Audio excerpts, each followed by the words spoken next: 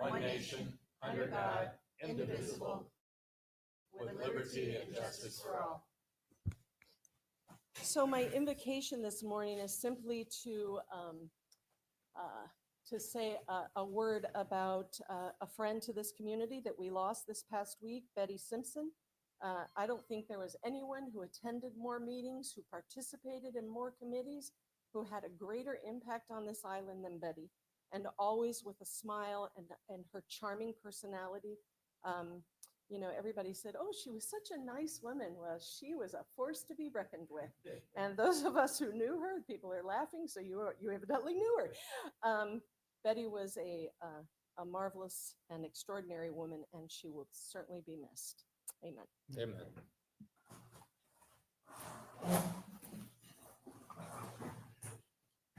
Members of the LPA, if I could have an excused absence for Jane Plummer.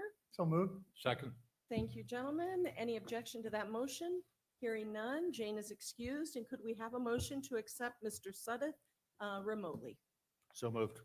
Thank you, John. Second. And a second from Doug. Any objection to that motion? It's nice to see you, Don. Can you hear us, Don? Hello? He's resting. Okay, well, when he's with us, he's with us. The next item on the agenda is an approval of the final agenda, but we're waiting for some information. Bless you, Jim. We're waiting for some information on the first public hearing to arrive. So if we could, it was Nancy's suggestion that we move the expedited special exception ordinance to the front of the agenda. I alerted the county about that. Any objection to doing that? None. And if nothing else changes, may I have a motion to approve the final agenda? So moved. Thank you, Jim. Thank you, Jim. Any objection to the motion? Motion carries unanimously. Next item is an approval of the minutes for the local planning agency meeting of August 12th, 2025. May I have a motion to accept them as distributed or with any corrections or additions? I move to accept. Thank you, Doug. Second. Thank you, Jim. Any objection to the motion? Motion carries unanimously. So we'll move to item 8, the administrative agenda. This is the expedited. Public comment? No. I told you I was in a mood this morning. Is there any public comment on anything that is not on our agenda this morning? Anything you'd just like to say? Anyone? Hi, Ollie. Hearing none, we'll close the public comment and we'll move to item A of the administrative agenda, which is the expedited special exception ordinance, and I'll read the title. An ordinance of the town of Fort Myers Beach, Florida, amending section 34-232, required hearings of Division 5, public hearings and review of Article 2, zoning procedures of Chapter 34, zoning districts, design standards, and nonconformities, to require only one public hearing before the local planning agency, LPA, for special exceptions that only replace like-for-like structures that were existing prior to a natural disaster event. If the decision by eligible members of the LPA is unanimous and the town clerk does not receive a request for additional public hearing before the town council from anyone, including town staff, within 10 days after the LPA decision, providing for codification, severability, Scribner's errors, conflicts of law, and an effective date. Did that say it will be final, or it just says? It should be It's final. unanimous and final. Yes. Final should be included in that So title. if I may, Madam Chair, I Please, Nancy. can briefly explain. As you know, in the past, we have, and going forward into the future, you, an LPA as a body, review variances, and it is an expedited process in that if there is no objection within 10 days after you render your decision under certain circumstances, being a unanimous vote, of members who are present and eligible, it becomes final agency action. And this ordinance is proposed to expedite some of the reviews of special exceptions in a similar manner. It is a very narrow category of special exceptions that would follow this process. It is only those that are to replace a lawful and permitted structure in the EC zoning district that was in effect prior to a natural disaster. That is the policy intent. In order to make that happen, we would have to have the ordinance approved by town council following 2 readings based on your recommendation for approval and consistency with the comp plan. Okay, thank you very much, Nancy. Any questions from the board for Nancy on this process? None? Hi, Don, can you hear us? We can't hear you, though. Okay, but you hear us. He's signaling thumbs up. Very good. All right, we'll open the public comment on this. Does anybody have anything to comment on this process? Basically, so this special exception of an existing pre-disaster thing like a tiki hut, for example, we've had a bunch of tiki huts, would come through the same process as the variances are now. The LPA would hear the case. If it's a unanimous vote of the LPA and no one challenges that decision within 10 days, it would be a final decision. Okay? All right, so public comment is closed. Any discussion on this? If not, may I have a motion to send this on? I will move approval of the expedited special exception ordinance. Is there a second for that? Second. Thank you. Any discussion on this or any Only questions? to add one comment, if I may, Madam Chair. Please, Jim. Nancy, thank you for pushing these things through. I talked about this last LPA meeting about expediting some of these kind of administrative things. This is exactly the direction we ought to be going, so the public and us and other ones' time's used wisely. Appreciate your approach to this and making it happen. Thank you. Thank you. Okay, there's a motion and a second. May I hear any other discussion? And hearing none, your vote, Jim? Aye. Jim? Aye. Don? Aye. We still can't hear you, but I saw you say aye. John? Aye. Doug? Aye. And yes, so that passes unanimously. We still do not have the information we need for that first He's on case. his way 4 minutes ago. He's on his way 4 minutes ago. Okay, so, Madam Chair, would you like to do B then and before A since it's the same petitioner? yes, and we don't need any additional, that, very good idea, Jim, thank you. Okay, so we're going to move to item B, which is a special exception. This is SEZ 202-50217 for 5058 Estero Boulevard, Bowditch Park.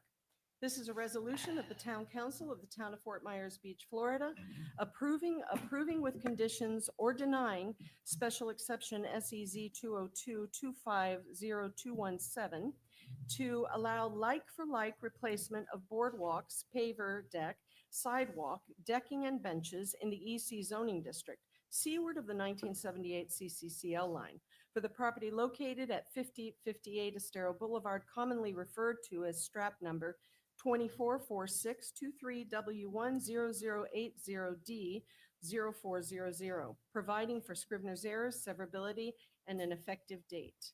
Madam Chair, may I make a few comments? I wish you would, Nancy. Okay, so this item is a special exception, and also on your agenda today, you have a couple variances. You have a development agreement and you have a rezoning. These agenda items, they are quasi-judicial matters, and I wanted to go ahead and inform the public regarding these quasi-judicial matters. They are quasi-judicial in nature, and this requires that your public hearings today comply with procedural requirements that have been established in Florida law and in our land development code. Quasi-judicial proceedings are less formal than proceedings before circuit court, but they are more formal than the remainder of your meeting, and they must follow basic standards of due process that require certain notices, the application of the correct standards, and that your decisions be made on competent substantial evidence presented to you either in written form or through oral testimony. Your job today is to evaluate the testimony and the information for each of these agenda items and draw a conclusion regarding whether the criteria in the Land Development Code or state law as may be applicable has been satisfied. So pure speculation or mere opinion that is not based on competent facts cannot legally be considered by you in evaluating an agenda item. Testimony by professionals who have been qualified as experts in a particular area has been considered competent evidence by Florida courts, as well as testimony by neighbors and residents who have fact-based information such as minutes, surveys, engineering reports, or testimony that is based on their personal information. So members of the public, if you intend to speak on any of these agenda items, please keep my comments in mind. And when you come forward, state your name clearly for the record and whether or not you have been sworn in. As stated previously, we do have some variances on the agenda, and a unanimous decision by eligible voting members of the LPA to approve that variance will constitute final agency action, subject to a request by anyone for an additional hearing or review of the matter by the town council if that request is made for within 10 days to the town clerk. So for purposes of efficiency, we'd like to go ahead and dispose of a few housekeeping items that need to be addressed in these quasi-judicial matters. First, I need to ask the town clerk, have all the agenda items been properly noticed? Yes, they have been. Thank you. And also, if there's any LPA member that has a conflict of interest that would prohibit them from voting on any of these agenda items, if you could please disclose that at this time so that we can ascertain that we do have a quorum present for the review of that item. Does anyone have any conflicts on any of the cases that will be before us today? No, ma'am. No, ma'am. No. Thank Dawn? you. Oops, no. Okay, so we have a full group of decision makers today.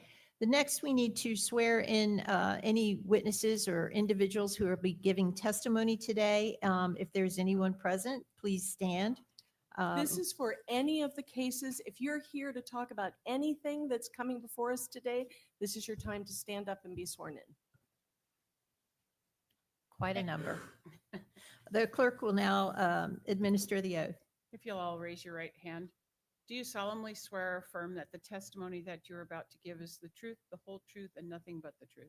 I attest. Okay, all parties have been sworn. Thank you, everyone. So, Madam Chair, you've called the first item for review, the special exception. I think at this point, we're going to go into ex parte disclosures. Thank you, Nancy. Dawn, any ex parte disclosures for the Bowditch case? No, none. Okay, we've got to have some sound from you at some point, I'm hoping, because sign language isn't going to work. Okay, he's indicating that there are no ex parte. John, how about you? None. Jim? I did receive an email regarding the Bowditch Park. Yes. So, that's my only disclosure. Okay. Doug, any ex parte on the Bowditch case? No, ma'am.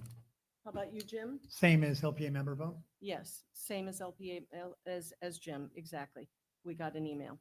And that's part of the record. Okay, hearing none, go ahead, Jason. Good morning. My name is Jason Smalley. I'm the senior planner with your Planning and Zoning Department. Before you today, we are going to issue B on the agenda. This is for the Bowditch Park rebuild. The Bowditch Park is listed as 50/58 Estero Boulevard. This is the redevelopment of 7 acres of the total 17-acre Bowditch site. So this is redevelopment of seven acres that were developed prior to the storm. During the storm or following the storm, the Bowditch structures were damaged. They were taken offline from access by the public. And so now they are coming back after they've gotten their permitting and all their ducks in a row, and they're going to be doing the 2 permits of Bowditch and the pier. But today, what they're requesting, first of all, is the redevelopment of approximately 179 feet of boardwalk, approximately 1,600 square feet of pavers and paver decks, approximately 1,370 square feet of sidewalk, 75 feet of boardwalk decking, and beach access. Also included in here is the understanding that as they redevelop, there may need to be some minor changes that are made to accommodate current regulations, including ADA regulations. So we just want to leave that option open to them. But for the most part, what they're providing today is the opportunity to rebuild one for one what was damaged before the storm. The applicant is here today. They have quite a few people that are ready to speak, and I am here for any questions or concerns that you may have. I apologize, one step back. Staff is recommending that this does meet the comprehensive plan and that we will be recommending approval with conditions. One of the conditions that you see in your staff report is going to be removed if this moves forward to town council, and that is the boilerplate about no construction during turtle season. The county, in conjunction with the town's environmental manager, is going to be managing a potential waiver from the state to allow them to develop, ensuring that they are doing daily monitoring and all of the requirements that will be mandated by the state to be able to work through turtle season. So you will be able to see that in the updated version of the staff report, along with some backup documentation that was not made into the agenda, but you will see that upon town council, and they are here to answer any questions that you may have about that. Is there anything that staff can answer for you right now? Thank you, Jason. Questions, Jim? Just to follow up on that, Jason, because obviously this got a lot of discussion in the airtime. If the state says, yes, that's final action, we will agree with the state if they waive that requirement. So if they get a waiver for that, they may proceed regardless of what our local code says. But what they're asking today is to just clear the boards of that language from the conditions of approval in Understood. expectation that they'll receive the carve out. Okay, thank you for putting that in the record. Anybody else have questions for Jason? Jason, just one step further on what Jim was saying. So would it be appropriate for us to remove that condition? Absolutely. motion? Staff would recommend that printed condition in the staff report and ordinance be removed. Thank you. Thank you very much. Okay. Does the county have anything to say on this? This is your turn to make your presentation. If you have anything to say, if you don't, just say hello. Good morning. Hello and good morning. My name is Ehab Gerges. I'm the Construction Management Director for Lee County. We appreciate your time today and working with us through this process to rebuild Bowditch. And as staff mentioned, we gonna be monitor every day the construction and follow your rules and the FDP rules. We will be very careful, not interrupting any turtles or any wildlife in this area. So we'll be working close from your staff. And Well, thank we you. have to thank you for the effort that you're putting forward to rehab both Bowditch and the pier. They're two very important parts of our community, and we're extraordinarily grateful that you're here today and that this is moving forward. Thank you. So thank you. Any questions for the gentleman? Just one Yes. quick one. After you get approval from council, how quickly can you get this done? So with your approval today, we have a few permits in the motion now. One of them is FDP, but we are planning to have this project out for bid. So while we are waiting on the permits, we are having a contractor, so we are saving time here. Our plan, by the time we put this out for bid and get a contractor and go to our county commissioners for approval around December, we planning to issue notice to proceed around January, end of January, beginning of February. And what's the time length? What do you think, how long do you think the duration of the construction will be? Just a guess, because we know you can't be precise. Exactly. We have to get the contractor and see how they are prepared to get that done. But my expectation, since it's a repair, it shouldn't be more than 8 months. Wonderful. So hopefully around this time of the year, we have our park back on for service. And Commissioner, I assume this is favorably disposed on the rest of your partners on the commission for approval? So if you would, So good morning, David Mullica, County Commissioner. Pleased to be here with you today for my first meeting with it's you really all. nice to have you here. So it's an exciting day for Lee County. And I wanted to first thank you for your, the first two motions you've made have been to expedite processes and streamline procedures. And that's something that's near and dear to my heart and everything that we're doing here at Lee County. My team and I have done everything we can do to expedite these projects, and anything we can do to save a month or save $1 on these projects to get reopened again is something that's important to all of us. And I'm excited to have your approval and support for our projects today. Thank you. Thank you, Commissioner. Did you, excuse me, Any questions? Did you receive an email they had from your neighbors at Pink Shell Vacation Villas that raised a couple of questions? And could you address those? So I don't recall personally seeing an email from them. As you know, we get thousands of emails Yeah. a week, and if I overlooked something, I can circle back and follow up with you. Did any of the staff but I- members, did you receive that I email? can't speak to that particular item. It doesn't look like Personally. anybody. Okay. Okay. Well, they had questions about the fence, maintenance road access, dumpsters, parking and emergency cleanup practices.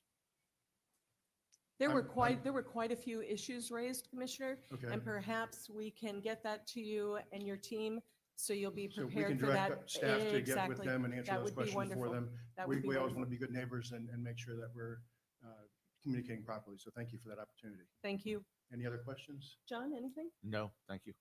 Thank you. Anything from anyone? Okay. Thank you again. very much, Commissioner. Here, would you like the Commissioner, copy? would you like to have this? Sure. Okay, is there anybody else who would like to speak on this case? Okay, so I'll open it to public comment. Does anybody have a comment on this? Anybody by chance here from that neighborhood? No. Okay, we'll close the public comment. Questions? Dawn, I see your lips moving, but I don't hear anything. Are you saying something? No, you're not. Okay. Oh, this isn't good. I'm just going to ask a procedural question. If we can't hear Don, can he continue in this? We're going to try to get him on the telephone as wonderful. well. Very good. Thank you so much. Any comments or further questions, follow-up for this case? If there are none, may I have a motion, please, to approve this? I'll make a motion to approve. Thank you. The, with the, let's see. Make a motion conditions? to approve with the conditions stated by staff, except remove condition 3, which is no construction during turtle season, given the assurances that the daily monitoring of the construction site. Very good. So there's a motion to approve with the conditions, removing condition number 3. Is there any other conversation on this? Is there a second for the motion? Okay. I'll there's a s- second it. There's a second from John. Any further discussion? Hearing none. Your vote, Doug? Aye. John? Aye. Jim? Aye. Don? Don, give me a thumbs Take up, a thumbs okay? up. That's good. Jim? Aye. And I, the motion passes unanimously. Thank you, and thank you, gentlemen. So we'll move on now to the first case, but let me ask you folks that didn't have a chance to read this, would you like to read it? Or it seems to me that Jason's comment on the first case about the turtles and DEP kind of removes any necessity for this. And would you agree with that, Nancy? We need to go through the entire Oh, item. no, I know, but I was going to give a break so that John and Jim could read this if they wanted to. Okay, or it could be covered during the, It could be. Okay, so Uh, we'll just, Madam Madam Chair, Chair, she before has we a start this one, Yep. John Suddeth has emailed me and said he does have a conflict with Island Winds as he owns a condo there. okay, So I've forwarded him the That's- Form 8 to fill in and return to me. So and are we That's- going to get sound from him? I'm sent him my phone Okay. number. Very good. that So- is item C on your agenda. Yes, so we'll move on with item A, which is the pier. This is SEZ 202-50208, the fishing pier at County Right-of-Way at Old San Carlos Boulevard. A resolution of the town of Fort Myers Beach, Florida, approving with conditions or denying special exception SEZ 202-50208 to allow reconstruction of the pier with elevated walkways, lighting in the EC zoning district seaward of 1978 CCCL line for the property located at county right-of-way as legally recorded in Plat Book 9, page 9, extension of Old San Carlos Boulevard, in public record of Lee County, Florida, providing for scrivener's errors, severability, and an effective date. Is there anyone who has ex parte on this? Don, thumbs up or thumbs down? None? Okay, how about you, John? Done. Jim? None. Doug? No, ma'am. None. Jim? None. Other than this has been the topic of conversation for the last 3 years, general conversation about how much we hope to see this, I have none as well. Okay, Jason. Good morning. Again, my name is Jason Smalley, Senior Planner with the Planning and Zoning Department. Before you today, in case A, is the Times Square Pier replacement. So the pier was originally built in 1991 and suffered catastrophic damage following Hurricane Ian. The request before you today is for the rebuild of a generally similar but larger pier than what existed prior. Before you today is the request to redevelop approximately 16,000 square feet of pier area. That would allow for the widening of the pier to 12 feet. That would also accommodate 3 proposed shade structures, including one at the terminal platform at the end of the 1,000-foot pier. Also included in that would be minor accessories such as allowance for a fish table and lighting. As always, the lighting is going to be controlled by the state's requirements and by local requirements, and that will be monitored by both us and the county during the development process. As was asked for during Bowditch review, the county is requesting the removal of the condition of approval in the staff report.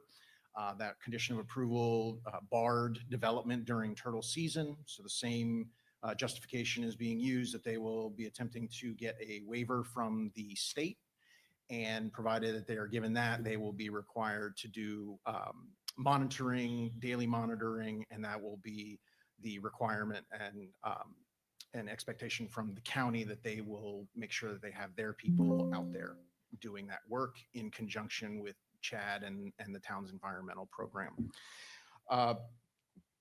Right now, the proposal, just to sort of put it in human terms, they are talking about the replacement of the structures on the pier. They are approximately between 32 and 36 feet above mean high water. That's approximately 12 to 15 feet above the eventual deck height of the pier. So we're talking roughly about 1-story buildings on grade, if you were to try and make that comparison to the rest of the island, to the neighborhoods.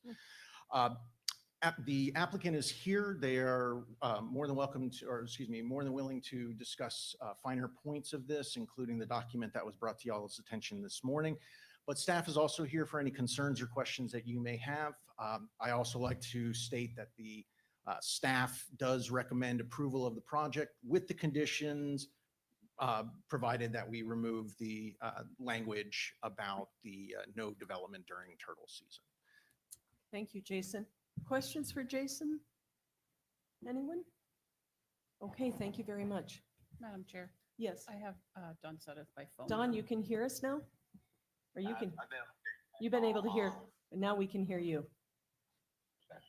Dave Nussbaum said he could hear something as well, so I just want to make sure that it might be. They're giving you to me. This was not a good idea. Okay. No, All right. okay if you just put it down. But just put it down. Okay. All right. Very good. Thank you, Jason. County?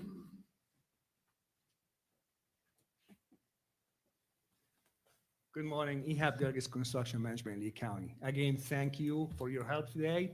Let me start with the good news. We have FDEP permit for the fishing pier. We are working to get the Corps of Engineers permit, hopefully soon. The best news for today, we have the job out for bid today. So things are moving. We expect hopefully the Corps of Engineer permit, when it comes to us, will issue notice to proceed to the contractor, hopefully early next year. I cannot say exact time because we don't have the Corps of Engineers permit yet, and we expect 12 months of construction. Definitely. How many months did you say? I 12. apologize. 12 months of Yeah, construction. 12 Wow. months of construction. Definitely we'll be monitoring the wildlife and turtle season and all these things with your staff and our staff and DEP. The light system, we eliminated having light pools at the end to avoid any wildlife issues. And we're gonna have all the light would be on the posts of the handrail. Mhm. We also have our consultant, they did a photometric, and that would be submitted to the DEP to make sure the foot candles are the minimum and no interruption to wildlife. So we're taking every precautions we can, and with your help, we'll be able to get the job done. Fantastic. Thank you. Questions for the gentleman? I have a question, if I go may. ahead. I would- What sort of decking are you planning for the pier, decking material? So the decking will be the same decking we are using the composed material. That it's really very durable and low maintenance that we have been using in all our boardwalks. Thank you. John? I just had a quick chance to read through the DEP, and I understand reading through it, it includes protection of all wildlife, not just turtles. It Right. includes shorebirds, manatees, turbidity monitoring for the water, things that are far beyond just a straight turtle-like restriction. And I Correct. want to appreciate that. Thank you. Correct. Yep. Thank you all. Are you going to have to replace the existing pilings of the pier? Yes, the pilings will be removed because they don't meet today's standards. Sure. Will be better piling system Mhm. and better material too. Okay. Yeah. Okay. Any further I have a questions? follow-up. Do we Yes, have an please. opportunity to use the waste from the existing pier as any sort of fish habitat or artificial reef system? We can look into that with our natural resources department and the contractor. We will look into that. Great, thank you. Yeah. That would be an interesting note for you to add at the council meeting, if possible. Just because I think that's something, that topic has come up several times. Right. Yeah, well, we did this many times before in county projects, Sure. like the old Sanibel Bridge. Exactly. We took all the concrete and Yep. used it. Yep. So it's a process we do in Lee County, and we will look into that. Thank you so Yep. much. Any other questions? Commissioner, would you like to add anything? Please. So again, thank you again for the opportunity to speak with you and show my support for this project. I'm so excited for this moment today. The day I got sworn in to office, the first question I had for staff was, bring me everything there is to know about the Fort Myers Beach Pier so we can do everything we can to expedite this project. And I want to compliment them for their outstanding efforts and our engineering support on this and coordination with the state and federal agencies on this. And I'm just pleased to be part of this. But with those efforts, month by month, call by call, the original schedule was going to be August of 28. I think we started off, and you just heard somebody say, this guy right here, say January of 27. So almost a year and a half, 30% schedule adjustment from the beginning efforts where we were a year ago. So I'm really proud of that effort, and I want to compliment everybody. This is the landmark of Chamber of Commerce postcard for Lee County, and I can't wait to see it reopened again. So Neither thank can you for we. your support. Thank you, questions? sir. Any Um, questions for the commissioner? Just got a comment, if I may, Commissioner. First of all, thank you for your personal efforts on this. I also like to recognize you and our team for working together. I know there was a group that put an enormous amount of effort in bringing recommendations and designs, traveling the East Coast to pick up examples of how we can be best in class when this is built. I know Councilor Woodson has carried a lot of the water on this to the commission and amplified how much we'd like to see this happen as a priority because it's good for everybody. Yes. My point of bringing that up is you listened, you reacted, you did exactly what you said you would do, which is bring this forward quickly to us. And today's proof these things can happen if we work together, and you were a big part of that, working with Well- our team, and I thank you for doing that. I will tell you, there's no other job I've ever had that's more of a team sport than the one I have right now. So you can't do anything by yourself. You can only do it with your team. And I want to compliment the town and their staff and their efforts and all the public input and the community outreach on this project. It's going to be the best it can be because everybody helped. And thank you to the council and the mayor and everyone else that was a valuable part of this teamwork. Thank you. Thank you, Commissioner. Okay. Yes, sir, please. Minor correction here. When How I'm minor? I It's don't want to 2 hear any years. bad news now. I don't know. How minor? I'm sorry, because you asked me about the deck material. So the deck material has been changed to concrete because it's easier to maintain and easier to install. So I just want to make this correction because I misspoke a few minutes ago. Thank you. I think that's a wise decision, frankly. Okay, thank you. Thank you. All right, that didn't upset me, so that's all right. Okay. Okay, we'll open the public comment. Anybody want to make any comments on the pier case? Hearing I none? think Dave Nussbaum wanted to, Really? is what I understood from, Dave? Dave Nussbaum? Yes, Did you want to add public comment to the pier case? no. Oh, Okay, thank you very stand much. corrected. Thank you, Dave. Thank you. Well, Microphone test. we're glad to have you up there in the box. Okay, so public comment is now closed. Any further discussion from the board or hearing none? Could we have a motion, please, to approve special exception SEZ 2025028, removing the turtle condition? So moved. Second. Thank you. Do we need to say removing the turtle condition contingent upon DEP's permit, Jason or Nancy? That Or would do be we- preferable, yes. Okay, I think the Jim, intent. you want to? Amended a motion accordingly. Okay, and the second? Second Okay. amended. Very good. Any discussion on the motion? Hearing none, your vote, Jim? Aye. Jim? Aye. John? Very much aye. Don in the box. Good. Aye. How about you, Doug? Aye. Yippee. Thank you, gentlemen, so very much. Bravo. And thank you for all your, and just as a note, thank you to your predecessor as well, Commissioner Sandelli. He's a big fan of yours, and he was a great champion and continues to be at Fort Myers Beach as well. So thank you all for being here today. We really do appreciate it. Thank you. Thank you so much. I know you have busy days, so don't feel like you have to stay. See you later. Super nice to meet you. Thanks for being here. Next item on the agenda is SEZ, another special exception for SEZ 2025016 for 6612 Estero Boulevard. This is the Island Winds Condominium Association. Dave, you're standing by. I see you. This is a resolution of the Town Council of the Town of Fort Myers Beach, Florida. They're more excited than we are. Tequila. Of the Town of Fort Myers Beach, Florida, approving with conditions or denying special exception SEZ 2025016 to allow like-for-like replacement of a tiki hut in the EC zoning district seaward of the 1978 CCCL line for the property located at 6612 Estero Boulevard, providing for Scribner's errors, severability, and effective date. Any ex parte, Don? Yes. I believe that Mr. Sedith, you're also declaring a conflict on this one. Right. I own a condo there. You have a condo, and so you have a conflict of interest, so you'll be abstaining from the vote on this case. Yes. Very good, thank you. John, any No. ex parte? Jim? No ex parte. How about you, Doug? No, ma'am. Jim? None here. And I have none. Thank you very much. Jason? Again, Jason Smalley with the town's planning and zoning department.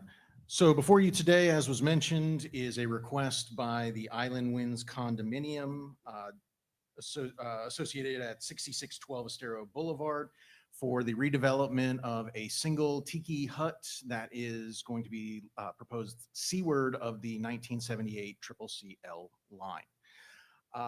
The triple CL? I like that. The triple CL, okay. Rolls off the tongue. I does. So staff was able to track back through LIPA aerials that the structure did exist prior to the storm. Unfortunately, like much of the development that happened way back in the mists of time, the actual permit for the structure could not be obtained by staff, but staff can confirm going back to at least 1998 that that structures did exist out there. That's as far back as LIPA will allow us to go. Before you, their request is 320 square feet. That's a 16 by 20 proposed tiki hut. The tiki hut is generally proposed at the northwest portion of the EC area, and it is being located as close to the property line or the 1978 CCCL line as is required by our special exception code. The applicant is here. Staff has been working with Mr. Nussbaum on multiple projects, including this one, for the past 3 years, so we are well acquainted with the lot. If you have any questions for us, staff is recommending approval with the standard conditions found in the staff report. And I'm here for any questions or concerns that you may have for staff. Thank you very much, Jason. Questions for Jason? Hearing none, we'll move on to the applicant, Mr. Nussbaum. You are our applicant? Yes, Dave? I am. Hi, Dave. Nice to see you. Nice to see you too, although I'm via Zoom, so I haven't been able to see anyone. But I'd like to thank everyone for allowing me to participate via Zoom. So with that, Madam Chair, I will start out. Madam Chair, LPA committee members and staff, good morning. My name is David Nussbaum, and I am president of Island Winds Condominium Association, located at 6610 Estero Boulevard. I'm accompanied today by Tim Ryan, our property manager, and Melissa Boyer, our rental manager. We are here today to ask for a special exception for the rebuilding of our like-for-like tiki hut, which was destroyed by Hurricane Ian. Just a very brief history, Island Winds consists of two 13-story buildings. Our construction began in 1972 and was completed in 1974. We believe we are one of the oldest continuing condominiums on the south end of Fort Myers Beach. We constructed a tiki hut at the edge of our landscaping wall, and like the town, I can't find the record that it went down, but it's been over a decade. For over a decade, our beloved tiki hut has been a major thread in the fabric of our community. Sadly, it was destroyed by Hurricane Ian. During the past 3 years, we have labored to overcome bad faith insurance carriers, less than honorable contractors, supply chain shortages, and inflationary costs while trying to rebuild our home. I'm very happy to say we are almost done. During that time, the three most asked questions I received from our 99 owners were, are the elevators working yet? Is the pool open? And can we rebuild our tiki hut? That last question is the reason we are here today. Our beloved tiki hut during the week offers a shady spot to place a beach chair and read a book, or just watch the happenings on the beach. Weather permitting, families and friends will gather for an outdoor picnic lunch. Every Thursday, residents, guests, and beachgoers gather for a social hour, exchanging snacks and ideas and watching the glorious sunset on our beach. Some bring conch shells to blow at sunset. And we end with singing God Bless America. It is a tradition at Island Winds. It is used almost every day. We hired Terrell & Hall, a coastal engineering firm, to assist us in obtaining an FDEP field permit necessary for us to rebuild. It was issued this year. We secured the opinion of a wildlife specialist, stating the rebuild would not impact future sea turtle nesting. We obtained an opinion letter from another coastal engineering firm that our section of the beach is accretional. The opposite of an erosional beach, we gain beach depth every year, even after the storms of last year. Today, the proposed tiki hut location is approximately 300 yards to the mean high water mark, a length of 3 football fields. We sought out those professionals to support our claim the rebuild would not impact the existing environment on the beach. In asking for this special exception, I would like to point out that Island Winds Condominium has been and remains a steward of our island. This is our home. In 2019, we were one of the first to become a total turtle light compliant property. We received a MRF award for the project. We installed a massive stormwater runoff system beneath our parking lot. It filters dirty water and cleaner runoff goes directly into the back bay. Parking stalls were sacrificed to install green space islands in the parking lot. We now have over 40 trees in our complex. We completed a 10-year project installing 0.3 tinted glass on all of our windows and doors in both buildings, fully 50% darker than the state mandated 0.45 tint. We have maintained our beach, our backyard, for over 50 years, ensuring it is safe, clean, and manicured at no cost to the town. It has been home to sand sculpting, volleyball, bocce and kite tournaments, and even an occasional pickup football game. It is ready every day for everyone's recreation, and we are proud to share our backyard with the world. I say all this only to point out that stewardship is not just a word for us. It's a major deciding factor on every project we initiate. We would not ask for something we feel is unreasonable, harmful to the environment or the animals we share it with. It's their home too. So with all that, I would close. The staff has recommended approval, and I hope I've answered any concerns you may have had. I also hope you follow staff recommendation and grant the special exception and allow us to rebuild. Thank you for allowing time for me to speak via Zoom. Myself or Tim Ryan can answer any questions. Thank you very much, Dave. Any questions for Mr. Nussbaum? None? Folks, do you have anything you need to add to Dave's presentation? So my name is Tim Ryan, property manager at Island Winds Condo in Bath. A couple of conditions were put on the project. One was that there would be no permanent lighting and no additional plumbing in the tiki hut. That is exactly what we were planning. This is going to be built by a member of the Seminole tribe, set just a foot away from the 1978 coastal construction line, as close to it as we can get it.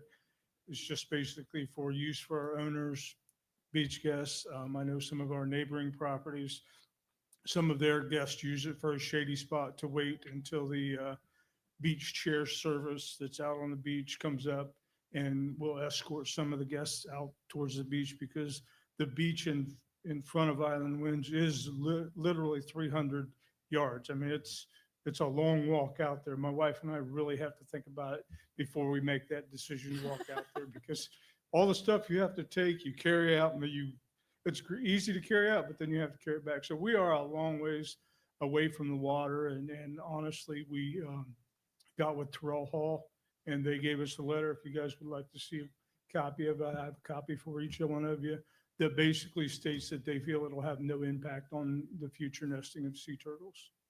Thank you very much, Mr. Ryan. Any questions for the gentleman? Just a quick comment. I'm a neighbor across the street. Congratulations on how well you take care of that property as a Thank you. property manager. Never seen anything in any category in Island Winds that isn't taken care of right away. So job well done while you're up there. Thank you very much. Thank you. Thank you very much. Okay, thank you very much. Jason, did you want to add something? I wanted to apologize real quick. I was looking at a different staff report there. Mr. Nussbaum is correct. For Island Winds, staff was able to corroborate the structure being there as of 2012, not 1998. So I apologize for that incorrect piece of information. No problem at all. Thank you, Jason. We'll open up the public comment. Anybody here who'd like to say something? Yes, sir.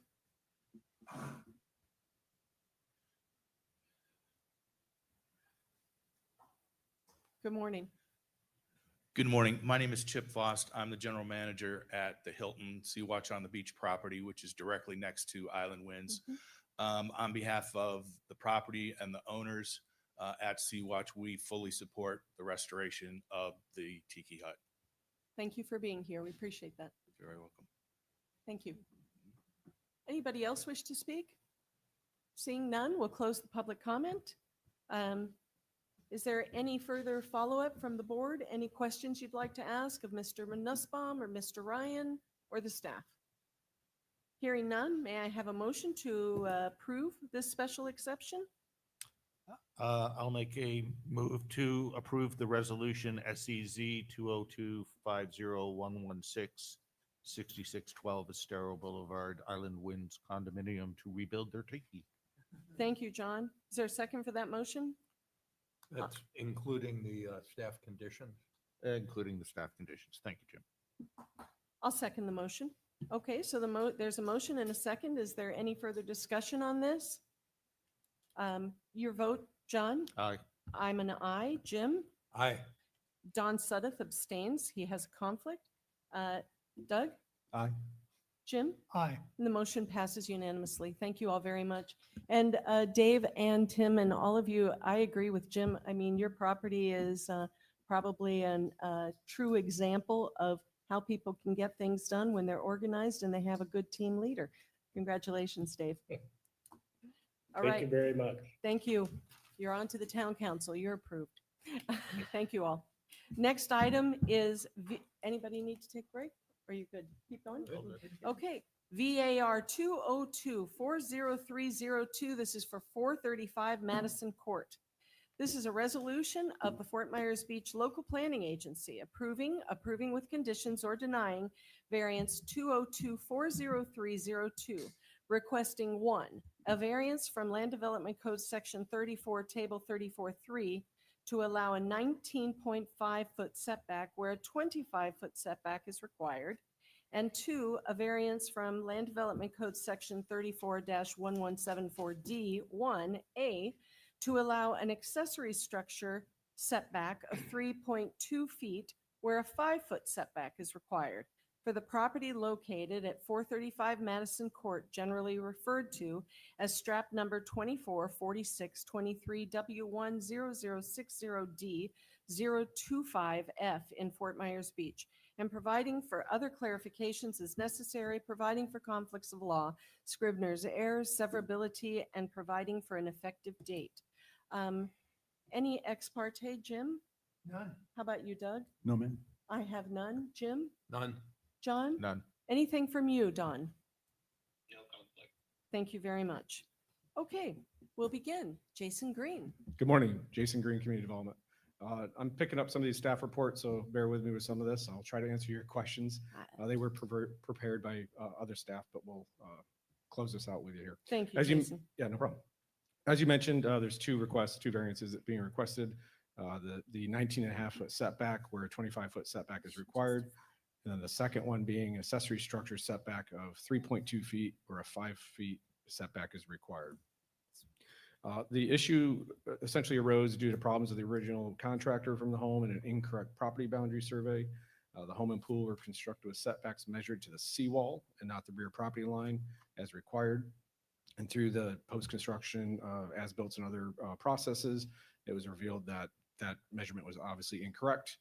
The seawall essentially is was built 5.5 feet beyond the property line into the canal. That's actually happened several times throughout the town. And this is where we end up with that situation. Usually we like to catch that before the construction. Yes. But anyway, so that's where that measurement difference comes from the setback, because it was measured from the seawall with the assumption that the seawall was on the property line, it seems like, rather than from where the actual seawall was. There's approximately 440 square feet of area between the rear platted out lot boundary and the existing seawall. It's not of adequate size to support additional improvements. Access to the property will remain via the constructed kind of U-shaped driveway off Madison Court, leading to a 2-car garage and golf cart garage with no access from the rear. The principal structure will continue to be located 25 feet from the existing seawall. And staff has mentioned here that visually it'll look consistent with most of the other homes down that canal. It just will not be consistent with town regulations. Therefore, that's why we're here today. There are letters of no objection have been secured from the adjacent neighbors on Madison Court and across the canal on Denora Boulevard. So based on the findings and conclusions required by LDC section 34-87, staff has reviewed this application for relief from the two LDC section 34, table 34-3, to allow a 19.5 foot setback, rear setback, where a 25 foot setback is required, and two LDC section 34-1174D1 is to allow an accessory structure setback of 3.2 feet where 5 feet is required, and found that the request complies with LDC section 34-87, and therefore staff has recommended approval with conditions. They're pretty standard conditions. Thank you very So if much, you have any Jason. questions. Any questions for Jason? I have a question, Jason. So I recall that in our ordinances, we have setbacks from water body as well as setbacks from property lines. Okay. And I do know. And seawalls. And seawalls. Yes. And I know that there are obviously examples like this where the property has been extended into the canals, and there are other examples where that's actually been taken from it, and the Mhm. property line is, inside the canal Correct. wall. Does it make sense to have, obviously, for any new seawalls that are going in, we want them to, right, meet the property lines, but how prevalent is this as a problem? And is it something that perhaps we should, for existing seawalls, decide that perhaps the water body or seawall would be the correct line for existing properties? Right. So that's a very good, complicated issue. I don't know if you recall but several years ago, we went through an exercise on Denora, actually, in that canal, which seems to be more prevalent than some. That's a general statement. I don't know if that's true, but there's been several instances of seawalls being into that canal specifically. There was a gentleman that had a seawall, I think it was 12 feet into the canal. So there's a couple challenges there. One, so anyway, the exercise that we went through was everybody on that street was notified, asked if they want to participate in an assessment and all this other stuff, and we would resurvey and dedicate those areas back to the property owners and so on. The problem is every lot almost was a different amount. Some were 2 feet, some were 12 feet, and so it was very inconsistent of how that got done. And that process, basically nobody signed the form. I think the guy that had the issue with the setback is the only one that signed the form to say we wanted to do that. Everybody else is like, no, we don't want to mess with it. So that's one issue. We've done that kind of process to see that didn't work then. The second part to that is the thought process is as you replace your seawall, it should be permitted in the correct place. But that also creates challenges with adjacent neighbors and the differences between what happens there. If you have a 10-foot projected out into the canal and your neighbor resets their seawall, that gap, what does that do, right? So it's a pretty complicated question. There's a lot of seawalls that are probably due for replacement. Chad's not here at the moment, but I think we're trying to address it on a case by case as we can. And this is one of those, right? So the variance runs with the structure, not the land. And so therefore, if the structure goes away at some point and they're redoing the seawall, then we can correct some of that. So there's a global way to address this, and it's a very complicated way, and it would take a long time. It was a nightmare. Yeah, I mean, I remember. could It just still is. see Yeah. your canal if you had to rebuild a seawall 12 feet in and it doesn't match all your neighbors, that's just going to mess up trying to dock and everything else. It's not Right. But however, just for the public record, those canals are platted right away that the town owns and essentially, right? So Understood. it's kind of like a driveway, right? Your seawall and all that docks and all that are kind of like a driveway. It's getting you access to that right of way, but the town owns it. Well, in this case, it's been filled in or the seawall has been put the wrong place. There's probably equally as number as seawalls that are inside a property line. No, I understand. That's Right, one of the the other- reasons the I other brought way, it up, yeah. because it actually inhibits the owner from building to what might be the natural Yes. place that you would want to put a Correct. pool, for example. And in that case, usually they can get permitting to extend the seawall out to their property line and do some fill. There's some hoops they have to jump through, but there's more likelihood of being able to do that. The recovery is the challenging part because it's already there, right? That is there. It also affects measuring of docks. And because right now your code is written based on percentage of the canal. Yep. And there's probably been errors over the years where is it 25% of seawall to seawall? Or is it platted line to platted line? Or is it, right? So there's different, depending on who is doing what permitting and what contractor and all that. So we've pretty standardized, I think, and got that down that we're trying to do line to line. At least in my opinion, if you have 5 feet encroachment into that canal, then that's part of your 25%, so that we're not getting into the middle of the canal, because the travelway is the most important part to protect on that. Sure. So that'll actually be one of the questions that comes up with land development code rewrite that comes before you guys is there another way to measure this, or do we leave it as is and just address the problems that we have and fix those? Or do we change the way we measure the docks and that sort of thing too? So for right now, we've left it, measure it the way it is and try to address it site by site. Okay. Thank you for your explanation. I'm Very sorry, that's not a holistic solve Any- the problem, but. You attempted that once.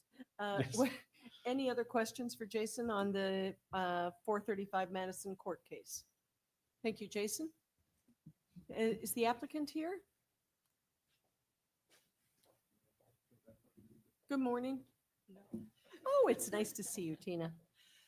Good morning. For the record, Tina Ekblad. I am an AICP certified planner. However, today I am here in my family capacity with Bobby Intel, and I believe Joe Intel is watching on your YouTube page.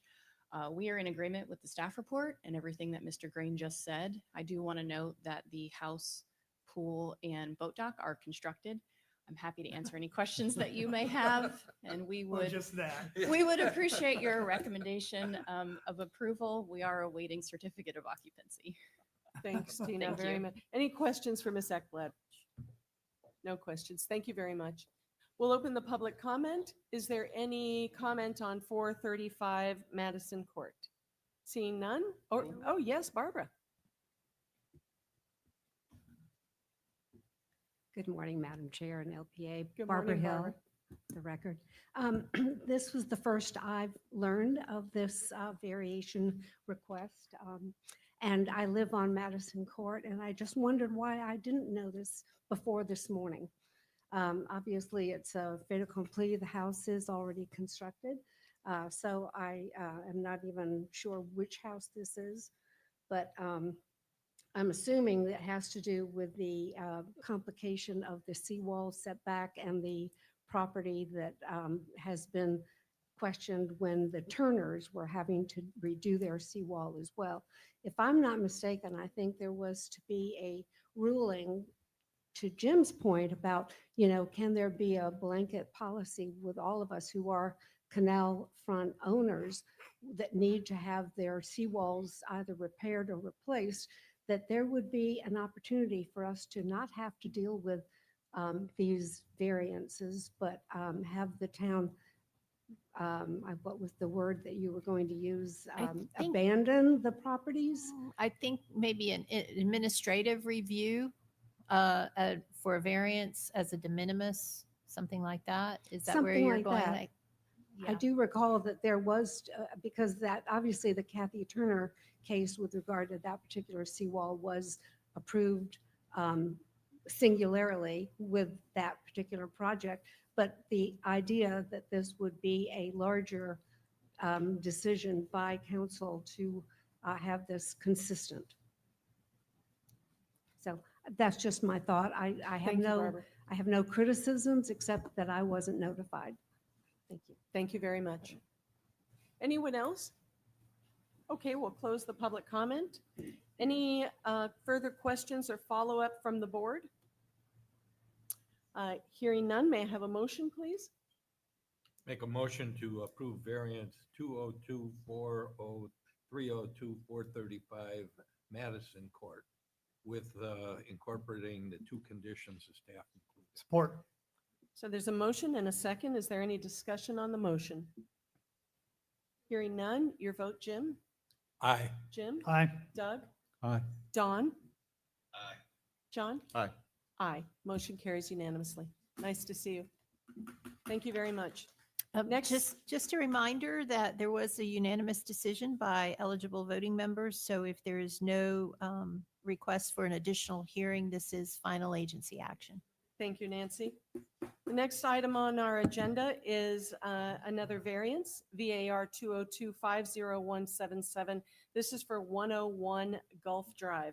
This is a resolution of the Fort Myers Beach Local Planning Agency approving with conditions, or denying variance 202-50177, requesting a variance from Land Development Code Section 34, Table 34-3, to allow a 10-foot setback where a 20-foot setback is required for a new single-family house at the property located at 101 Gulf Drive, generally referred to as strap number 3346 24 W30040G008A in Fort Myers Beach, providing for other clarifications as necessary, providing for conflicts of law, Scrivener's errors, severability, and providing for an effective date. Jason. Oh, no. Ex parte. Doug, any? Doug? Ex parte? No, no, ma'am. Jim? Done. How about you, Jim? No. John? No. Don?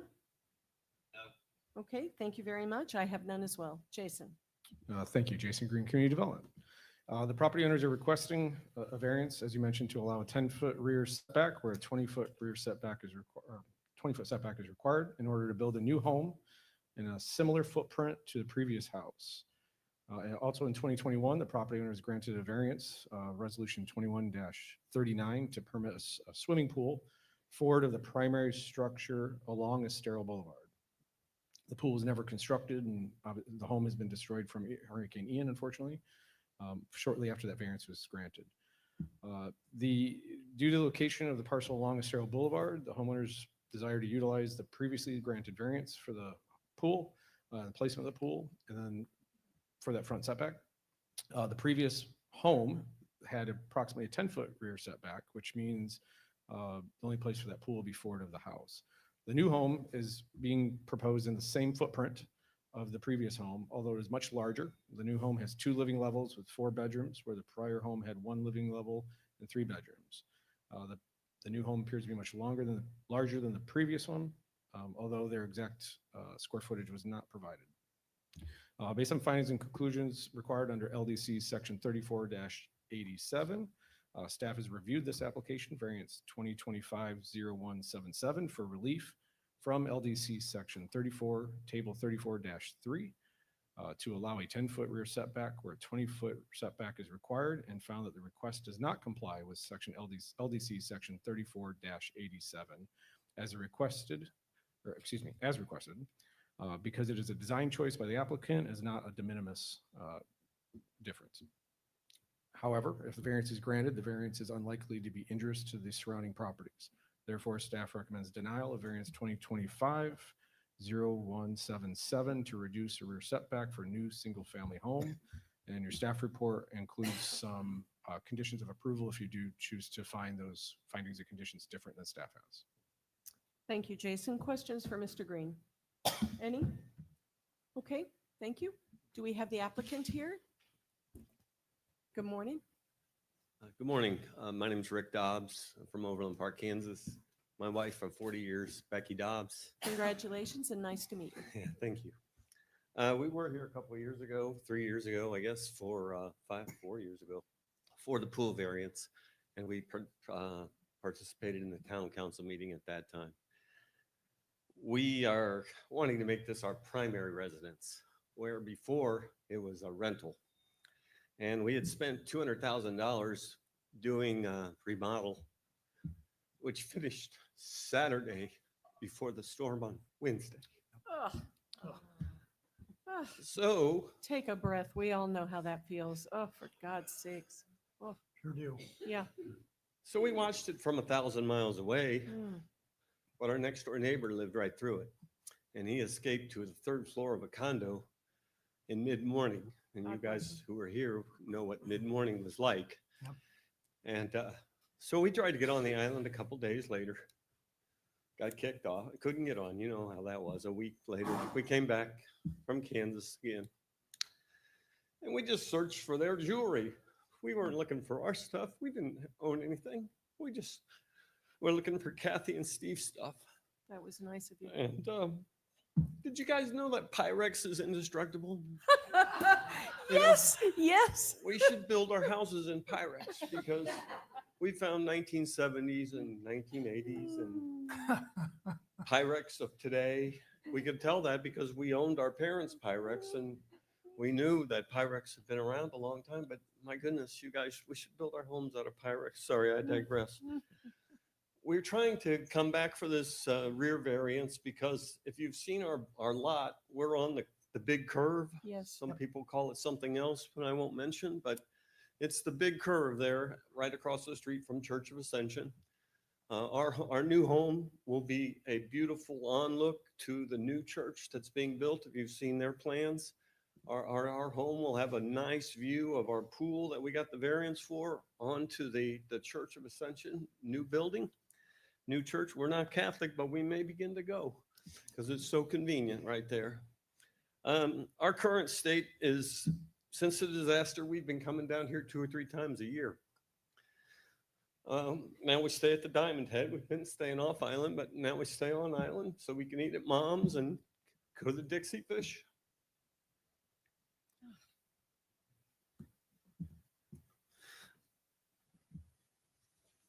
You take as much time as you want because we all understand. We're using a local architect, John Garzi. We got Property Medic who did our remodel. They're going to build this new home. And we just like your consideration. Thank you, Mr. Dobbs. We're happy to have you here. Very happy to have you here. Okay. Were there any questions for the gentleman, just by the way? Anybody? Don't worry, nobody's got any questions, because you know they can be mean, these guys. You're all right. We'll open the public comment. Is there anybody who'd like to speak about the Dobbs new home? All right, hearing none. Any further questions for Jason or Mr. Dobbs? Hearing none. Would someone like to make a motion on this case? I'll make a motion to approve variance 202-50177-101 Gulf Drive. Is there a second for that motion? Second. Thank you. Thank you, Jim and Jim. Is there any Jason, did you want to add Is that something? with conditions? With recommended conditions? Staff report With- includes yes, a couple of including conditions. staff condition. Yep. Thank you. Second, Justin.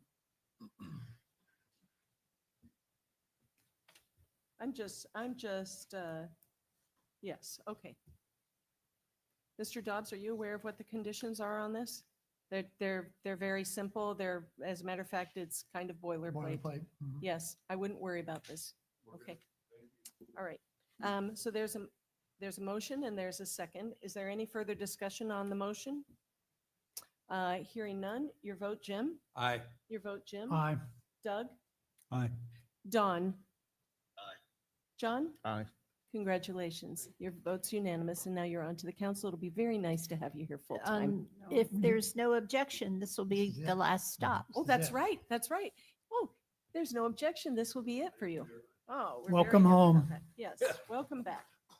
Welcome back. Ah, okay. Anybody wish to take a break before we move on to the Baptist Church? May we? Yes. May we take a We 5-minute may recess? take, if you we're mind? going to take a 10-minute recess. Yes, ma'am. We'll be back in 10 minutes. Thank you. Thank you.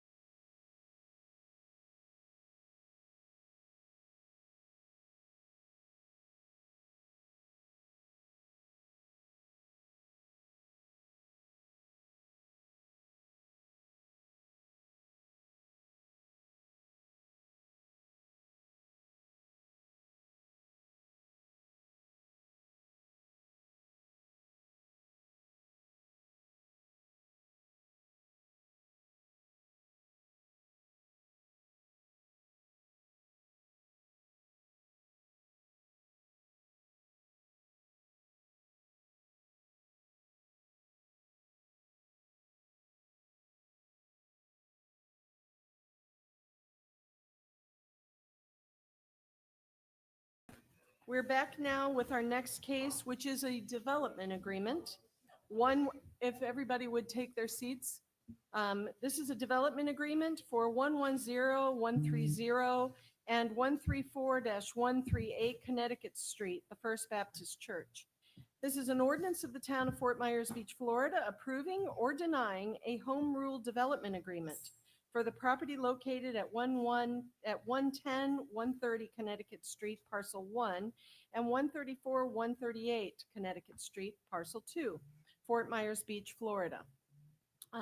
Strap numbers 2946 24 W1 001 510010 and 2946 24 W1 001 510001A, and owned by First Baptist Church of Fort Myers as authorized by Section 2-100 of the town's Land Development Code, and in compliance with the procedures for application and approval of development agreements with deviations set forth in Resolution Number 24-73, as amended in Resolution 247, for the purpose of redevelopment of the properties to allow a church facility and 12 single-family homes, providing for terms and conditions, including but not limited to the identification of the proposed use of the property, a finding of consistency with the town of Fort Myers Beach comprehensive plan, commitments and development obligations, deviations needed for development, providing for other clarifications as necessary, providing for conflicts of law, scrivener's errors, severability, and providing for an effective date. Madam Okay, Chair, may I yeah. make a couple comments? Yes, please, Nancy. So we don't do a lot of these home rule development agreements. So I just wanted to take a moment and talk about the procedure for them. As the chair mentioned, the procedures have been memorialized in Resolution 24-247.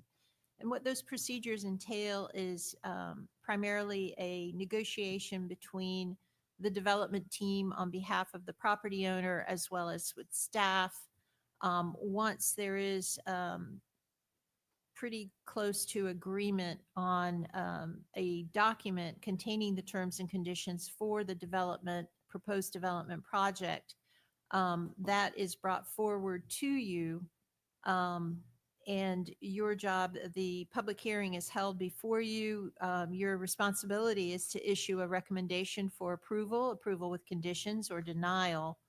And thereafter, the town council will review it with additional public hearings. Thank you very much, Nancy. Okay, let's hear the staff report. I'll be brief, so the applicant. Ex parte. I'm sorry, Excuse yes. me. Jim. Yes, I had a conversation with Jonathan Thomas via phone. He's from SCA Collins. He's with the developer. Just to understand the background and the process they've been through. How about you, Doug? None. Jim? I think we all received an email regarding this property. That was my only ex parte. John? I read Jim's copy of the email. Okay. Don, do you have any ex parte on this case? I don't know if you guys can hear me. We can hear you just fine. Perfect. Awesome. Oh, Wow. look, he's that's loud interesting. over the speaker. He's not even on the phone anymore. Whoa, No, that's it was disconnected, but I don't know. This is weird because it's the same mic I had on earlier. So anyway, Well, good news. well, that's fantastic. Madam Chair, there was reference to an email. Could someone be a little more specific as to who the email was from? Jim? The email was from Amy. She Oh, forwarded it to I'm us. sorry. That's for Amy. Okay. It's from. All right, let me get my. It was an email with respect to the neighboring, I think. Yes. I have to amend I do not recall seeing that email. Yes. And I did look it over. Yeah, Stephen Jean Guzzi. Yeah, Stephen G-U-Z-Y. Jean Guzzi. Okay, thank you. Just for the record. Just for the record, yes.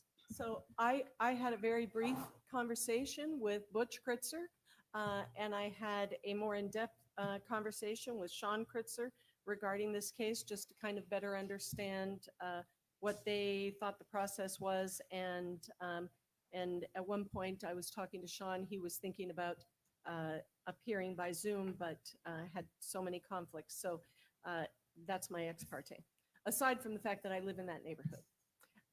Okay, Jason. Sure. The next two agenda items are related to each other. Obviously, we'll handle them separately. The property that you mentioned and described before you, 110, 130 Connecticut Street. The portion we're talking about today with the development agreement is I'll refer to essentially the back portion of the Whole Beach Baptist Church property. The front 2.1 acres will be the next agenda item related to a rezoning of that property. Both pieces, because they have been subdivided by a LDO, was approved for a lot split on that property. Our zone currently is institutional. And so this application with the development agreement is to address the, I guess, the institutional uses type situation for this property. Staff has concerns or had concerns over the intensity of institutional uses, encroaching. It would move essentially the activities of that property from towards the front of Estero to the back towards the neighborhood, which a comp plan has some considerations for that and concerns of encroaching commercial, not commercial, but non-residential intense uses into neighborhoods. But those concerns are more related to if it's developed as the institutional zoning district, whereas through the development agreement process, which is before you today, can help alleviate some of those concerns through development restrictions, limitations on use, density, intensity type of situations, which is what you have in your packet today is a proposed agreement for that. So I think having said that, probably the best thing we can do from a staff perspective is go through that agreement. And obviously the applicant can give some more background on what they intend to do. I believe that's the third item in your packet. I believe it's on page 214 of 294. Yep. And so that's the, I guess it's called draft final at this point for us to review that. Nancy, I'll defer to you, but I believe the first several whereases are the introduction description of it.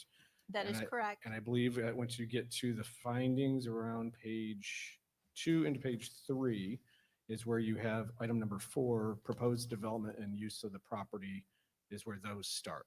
So these are the development standards, limitations on uses, building heights, all that sort of thing related to the site under this development agreement. So kind of like if you're doing a PD, so to speak, with deviations and that sort of thing. The document itself, staff has found it to be sufficient as far as the submittal of what they provided. And the resolution that I referenced previously requires that certain paragraphs and topics be addressed at a minimum. And this proposed draft does satisfy that. So it would be correct today to go ahead and go through those for your review and consideration. And again, the requirements, as Nancy mentioned, of the DA development agreement process is to be found consistent and compliant with the comprehensive plan. And this is the method by which to do that. There would be, again, there'd be concerns without this of just the institutional, what would that do? But this through site plan and development regulations can alleviate those fears. So I don't know if you want to just go through paragraph by paragraph, but we can start with primary use of parcel 1 will be 12 single-family homes. Other permitted uses will be limited to uses permitted in the residential conservation, the RC zoning district, and normal accessory uses unless otherwise explicitly approved at a public hearing, excuse me.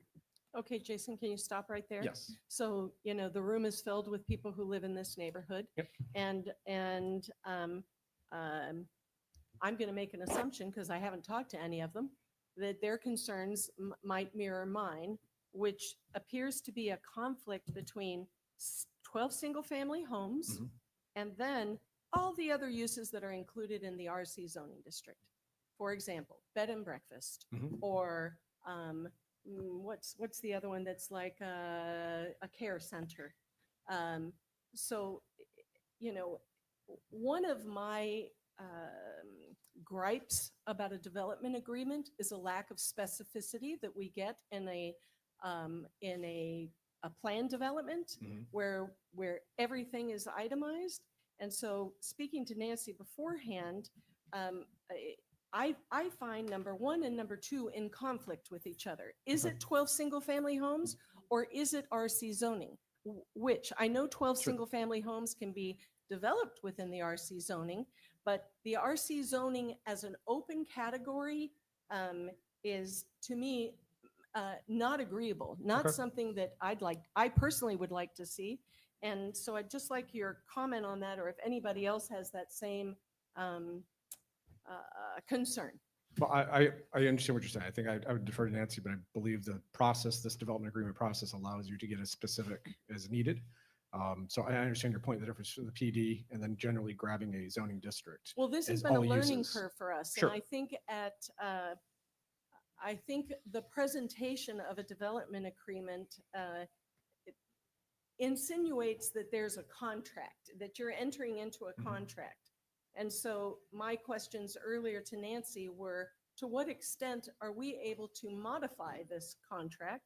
And from what I understand, correct me if I'm wrong, Nancy, is much like plan development or anything else, if there is a concern, we raise it, discuss it, and amend it as Sure. necessary with a referral onto the council with those recommendations. Do you agree with that? I understand what you're saying, yes. Okay. I would prefer not to characterize it as a contract, although it Well, is that's labeled probably an a bad agreement. word, but It's a you know what I plan. mean. It's a plan for development or redevelopment of this particular parcel. Okay. Oh, well, and that's, I mean, that's a good point. That's the specificity of this can be worked on. It's going to be different from site to site, I think, essentially. Does anyone else share my concern about the open RC zoning district for the redevelopment of those lots? I do. That's just one of my concerns. That's just one of I your concur. concerns. Okay, all right. Jason has it memorialized, number 2, as other permitted uses. So we're not only talking about whether we like it or not, it's currently permitted on the property or on the development agreement will be sanctioned that way. Is that right? Say that again. Your second point says other permitted uses. Permitted meaning approved, allowed, embedded in the zoning as it sits today. No, as RC zoning. That's why I want to hear him say this. Well, That's maybe. what it reads. That's what's implied. I agree. So do you see what he's saying, Jason? On number 2? Yeah. Yeah. I want to understand what they're Yes, allowed to so- do versus what you're negotiating in addition to what they're allowed to do, so I can properly opine on those edges. Sure. So having not been the one that drafted this, and I think Lee can help me on this, but the other obviously referring to a continuation from one being the single family homes. That's right. And then 2 seems to me to read it's the intent of the accessory uses and such that go with the RC district. And There's that's why, differ from your concern, my issue is, as it's set up today, these are other legitimately permitted uses. But it does say and between those 2. So it says will be limited to uses permitted in the RC zoning district and normal accessory uses. Yeah, unless well, the otherwise and is specified. additive. It's not exclusive of the RC zoning is the point. They have RC zoning. No, they do not have RC zoning. According to this DO, They, as it reads, if other we permitted change uses. the zoning. Okay. So, right, it's institutional and it's empowering those uses afforded under the RC. So the Foundational for our conversation. Mm-hmm. So the uses of, as of right, based on this document, would be residential for the single-family homes, as well as the uses that are in residential conservation. Which I think is Yeah, what there you are. the chair is. If the zoning is changed. Currently, today, they do not have that right. That is not a right associated with that parcel. Correct. The development agreement is the tool which gives that right. Correct. It can be as specific or broad as you like. So I think first determining, does everybody agree whether it says RC or RC accessory uses, which I think it says RC. And then are those more specific restrictions on those uses that you want to see? So Yeah, if and I there's a could- couple other things that come to mind now that you asked that question related to a sterile boulevard and some short-term rental regulations that exempt some things that I understand I think you're going with that. But just for the record, RC zoning allows a maximum of 6 dwelling units per acre. So they're good with the 12-unit request for Mhm. single-family homes. But it also allows residential accessory uses, community residential home, which I'm not quite sure what a community residential home is, accessory apartments, weekly rentals, bed and breakfast, and home care facility. And it's those other uses that, in my opinion, number 2 conflicts with number 1, but okay, I've put that on the Sure. record, and Jim has expressed And his I think there's a couple concerns as words well. you could change to go one way or the other with Do that. we have other definitional categories that accommodate this approach other than including the more broad RC zoning? I mean, the shortcut is just say accessory uses to the RC zoning district. You Rather, could- those other uses that she listed are, Well, we'll hear what the applicant are says other about that. Okay. uses. Right? Sheds, resident, or other residential accessory I uses. think mean, what I there's hear from ways you, to do Madam it. Chair, is your concern is not what's being asked for, it's what could potentially be included after approval for multiple uses. And we certainly have within our bailiwick the ability to codify that or carve some of those out if it's not the intent of the applicant. I guess we'll hear that. Yes, Does that agree? absolutely. Okay. So stick a pin in that one, right? Come back to that.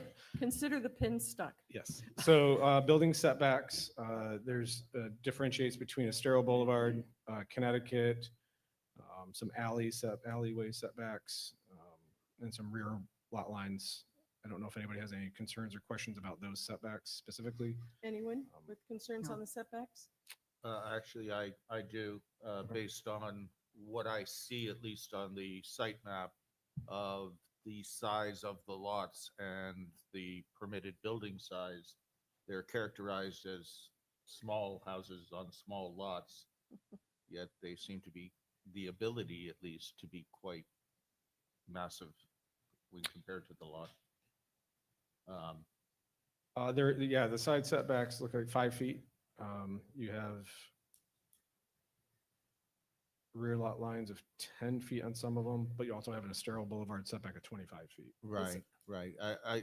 It appears that it's being developed as a self-contained neighborhood Mhm. or development.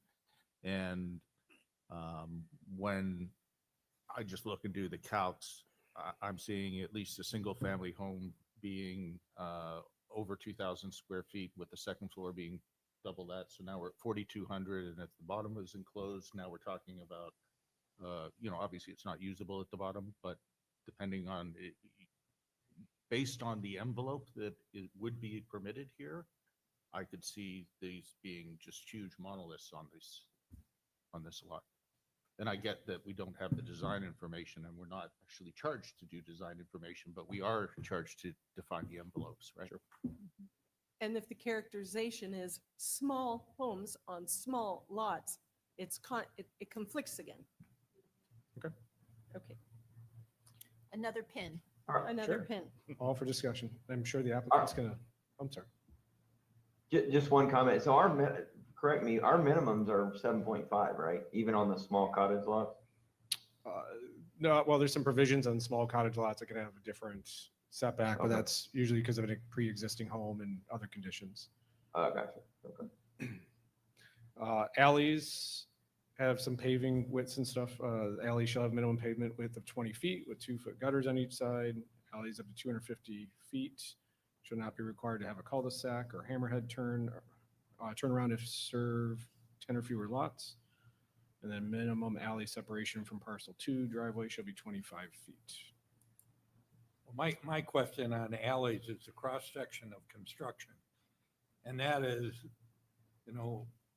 is there a definition in the development code of how this has to be built? Does it have to be built to the same standard as a public street? If we don't have a standard attached to it, thing just throws gravel down, or maybe a little bit of asphalt. I don't know what the construction definition of an alley is.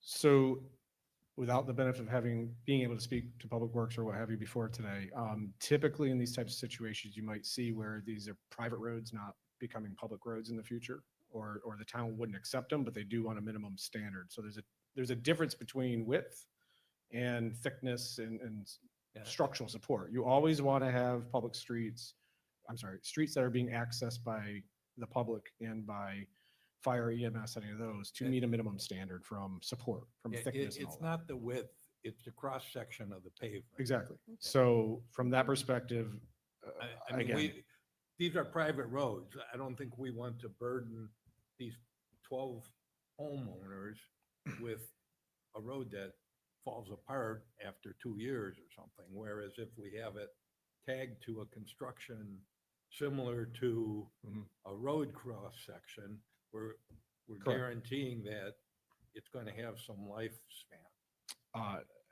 And without being able to rattle off the code specifically in my head right at this moment, I would suggest then that's some language maybe to add to ensure that it meets all normal road cross sections as far as asphalt, sub-base, all that type of thing. I would assume fire would want that also. I would assume. Some private roads are, in some communities, like I'm thinking of Widgeon Terrace behind the gate is pavers as well. So yeah, it should have some sort of a requirement. Sure. Okay, another pin? Sure. Drainage? Well, that's a simple, it just says parcel 1 and 2 may have a shared stormwater management system. So it's basically master plan stormwater for. But it both says parcels. may. So Maybe they will, or maybe they won't. So they have to have stormwater Yes. system. They could separate those two, which I could see from an HOA perspective or what have you. Maybe you want those separate. But it's saying that they could do a master plan for all of it for stormwater. Or you would do individual stormwater systems for each parcel. So you're just acknowledging in this document their approach to combine those approach for stormwater across both parcels. Sure, yes. Yep. That's typically available. Yep. It's allowed, yeah. Well, and I think something different is individual developments on small lots. The lot specifically has to contain their own stormwater. It can't be shared across the 12 in this case, or 12 plus the Baptist church. Right. So are you intending to add that explanation at the end? May have a shared stormwater management system or contained on individual lots for clarity? Well, we generally don't do that for when you do a subdivision, which Yeah. we don't have a lot of them here, but when you do a subdivision, you generally do a master stormwater. Yeah, no, Right. I think that would be sufficient. I'm not Right. sure. Now, about whether shared it's between. residential versus the institutional side, I'll call it, that's, I think all this is trying to address is that they want to do it in one system. that We they would can't do. prefer, rather than have individual iterations of stormwater management, to have a master sub plan here. Yes. So what you're doing is codifying that they may do that. Yeah, it's all in the engineering. You betcha. It's going to meet the standard anyway, so it's got to, so. I guess the question is, should it be may or should it be shall? Because the plan that's been attached here shows it as shared drainage. So if we're Yeah. approving the plan, shouldn't the language in the agreement comply with the Absolutely. plan? Yes. Yeah. Yes, it should. Whatever Very word makes that happen for the entire thing is good. Well, and I would defer to the applicant honestly on Yeah. that one, because they may have done some pre-engineering where Yep. the fall doesn't work. Maybe the crown's in the middle of Sure. the property, they need two separate And maybe one or systems two, or what have you. Yeah, there's some site things that relate to that. Okay, Good. B, that was all kind of tied to parcel 1, but also both. B is parcel 2, place of worship. It has a definition of the place of worship, which defers to the land development code. There's a primary use will be a place of worship facility. Primary function of this facility is for religious worship and fellowship and traditional church activities, including but not limited to worship services, Sunday school, youth meetings, and other related religious gatherings. Here's your favorite, other permitted uses. Other permitted uses of parcel 2 will be limited to the uses permitted in the institutional zoning district and normal accessory uses unless otherwise explicitly approved at a public hearing.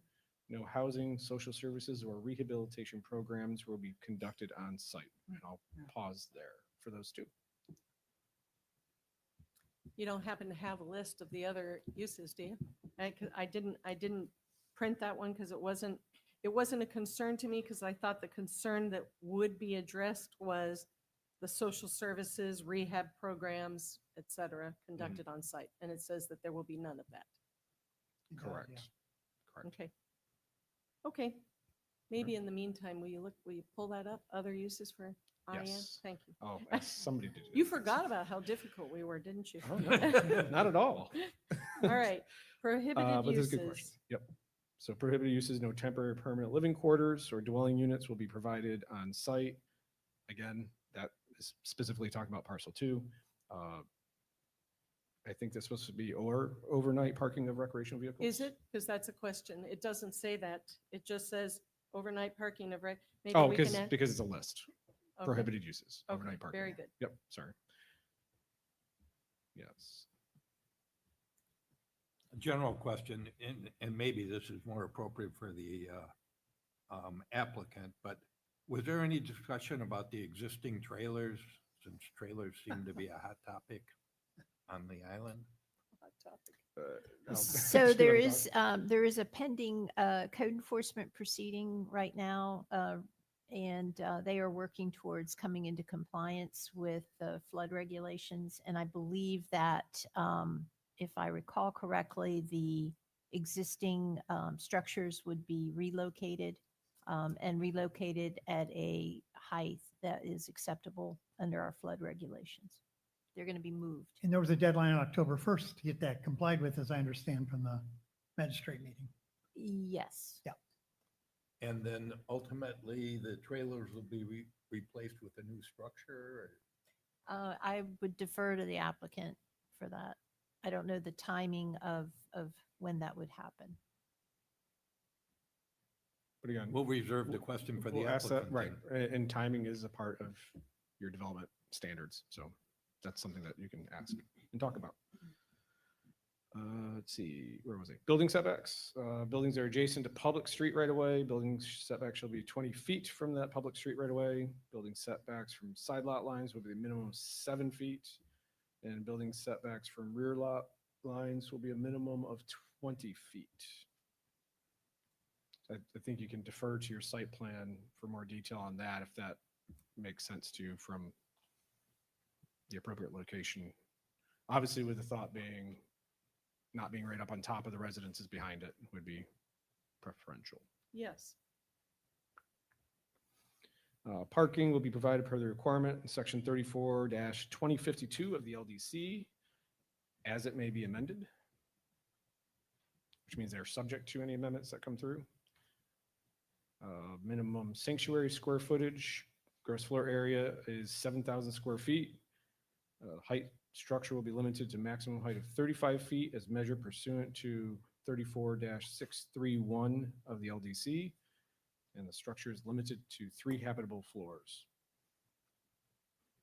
And then elevation, the building will meet the one foot above base flood or other applicable FEMA and standard building code elevations.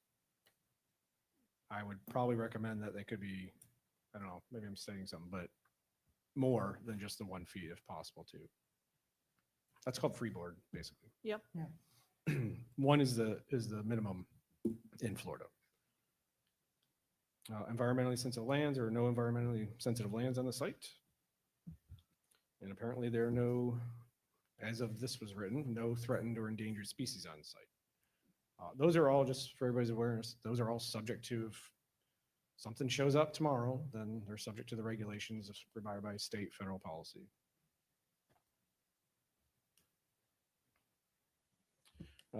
I won't read the whole conflicts thing, but unless you want to, I don't know, Nancy, No. if you have a background on that conflicts part. Unless anybody has anything in that section? No? Just to confirm that any conflict would be interpreted in favor of the ordinances as opposed to development agreement. Correct. Thank you. Which I did notice in one of the, per the land development code statements, did not say as may be amended. So that may be something to revisit, one of our pins. Because one of them just said per the LDC and the other said as may be amended. Mm-hmm. We may want to look at that. Mm-hmm. Okay. This may be, let me write that down. And then section 5 is public facilities, basically listing the facilities that are going to service the development. It's the potable water supplied by the town of Fort Myers Beach, sanitary sewer, wastewater services by Lee County. Apparently, according to this, it has adequate capacity to serve at this time. Solid waste, coordinate with a solid waste provider of Lee County and the town. Drainage, again, they're subject to environmental resource permits and water management district regulations, which are essentially similar to ours. If we have anything that's greater than that, our code would require that to be met. Fire and rescue services, Fort Myers Beach Control District, and then parcel 2 does not, public schools, parcel 2 does not include any residential development. And the finding is will have no impact on the school district. The development of parcel 2 will not be required to provide a letter of capacity from Lee County School District. Parcel 1 would would have to as being residential and having an impact, potential impact. Let's see. So this paragraph I think is probably important too. I'll read it out loud, the whole thing. In the event new or additional facilities are needed to serve the project, the developer will bear the burden of the cost of such facilities to be constructed consistent with the dual rational nexus test and provide a schedule to the town to assure that the public facilities and services will be available concurrent with the impact of the development project for those facilities subject to concurrency consistent with section 163.3180 of Florida statutes. Now pause for effect. Anything? Questions? None. Keep going. Impact fees, I believe this says I have to pay the impact fees, right, Nancy? Whatever's adopted at the time. And then there's a basic list of development permits needed for the proposed development, such as Town of Fort Myers Beach Development Order, Town of Fort Myers Beach Building Permits, South Florida Water Management District Environmental Resource Permits, water use permit if there's dewatering, irrigation, wastewater permit. Looks like a Lee County Department of Health potable water permit, Lee County Limited Review Development Order of the Land Development Code, and potentially Lee County right-of-way permit. And obviously we have our own, which is included in that right-of-way permits. Any questions? Okay. And I think the next paragraph says a similar paragraph as above where, is that right? That it's what the ordinance says and everybody shall bear their costs. Yeah, it's more standard language that Standard. we have in our development agreements. Okay. I think we're up to paragraph 8 on Yes. developer commitments and obligations. Sure. I'll go over these then. All right. For, let's see, for and in consideration of the benefits received pursuant to this agreement, the developer agrees to the following commitments, obligations, and associated public benefits, which are deemed to be in the public interest. Vehicular access to and from parcel 2 from Connecticut Street will be limited to a single access for the north side. On-site traffic management will be provided by the First Baptist Church of Fort Myers Beach during peak hours of use. Maintenance of the sidewalks along Connecticut Street on parcel 2. Redevelopment of the Connecticut Street frontages on parcel 2, consistent with landscape requirements set forth for the institutional zoning district as set forth in the Land Development Code. Provide a buffer zone in accordance with the setbacks, or excuse me, standards set forth in section 10-416 of the Land Development Code between the place of worship and the existing adjacent single-family residence to the northwest and southwest of parcel 2. And I'll stop there because then we'll get into deviations. Yeah, my question on the traffic issues is,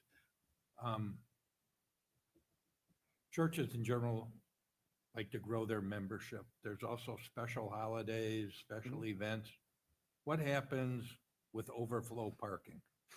Are we going to end up with cars up and down Connecticut or on these alleys? Are people going to be double parking? How are we going to handle any overflow? I'll let the applicant answer that question. It's also a question, does the Land Development Code recognize enough parking for peak? And no, it doesn't. So there's that. You bring up a good point. I mean, is there going to be no parking on Connecticut, or There is no parking on Connecticut. so is it going to be posted and and enforced? And Good questions. And I'll let the applicant answer how they're going to handle those peak times. Okay. Anything else? Okay, so deviations are set forth in Exhibit D of this agreement. And do we have D here? Oh, It's page 229. 229. There we go. All right, so deviation requests, there's 5 of them. One is relief from section 34-638 minimum setbacks, which require a street setback of 25 feet to allow for lots that are adjacent to Connecticut Street. Building setback shall be a minimum of 15 feet from the public street right away. Deviation 2, relief from section 34-638, minimum setbacks, which requires a street setback of 25 feet to allow for building setbacks from easement right-of-way line shall be a minimum of 10 feet from the alley easement / right-of-way line. Number 3, relief from section 34-638, minimum setbacks, which require a rear setback of 20 feet to allow building setbacks from rear lot lines to be a minimum of 10 feet from the rear lot line. Deviation request 4, relief from section 34-638, minimum setbacks, which requires a side non-waterfront setback of minimum of 6.5 feet for lots less than 50 feet wide, 7.5 feet for lots 50 feet up to 75 feet, and 10 feet for lots wider than 75 feet. To allow for building setbacks from side lot lines shall be a minimum of 5 feet. So none of those, just 5 feet from the side lot line. And then number 5, relief from section 34-285, which requires a minimum setback for local street of 125 feet to allow a minimum alley separation from parcel 2 driveway shall be 25 feet. Okay. That's the access points, right? Any questions on that? And I believe those are the access points internal Yep. to the, yeah. On Connecticut, I'm sorry, on Connecticut. So that's Exhibit D. And Nancy, correct me if I'm wrong, but the rest of after what we just read, all that is. Really, Oh, no. the 10. requirements, I think, the consistency with the comprehensive Yes. plan, that is the primary role. I think, Jason, is it your testimony that, in your opinion, that it is consistent at this point, or did you have I an? will testify that basic staff's presentation of the staff report was providing these to find it consistent with the comprehensive plan. Okay. So the number 11 is the requirements.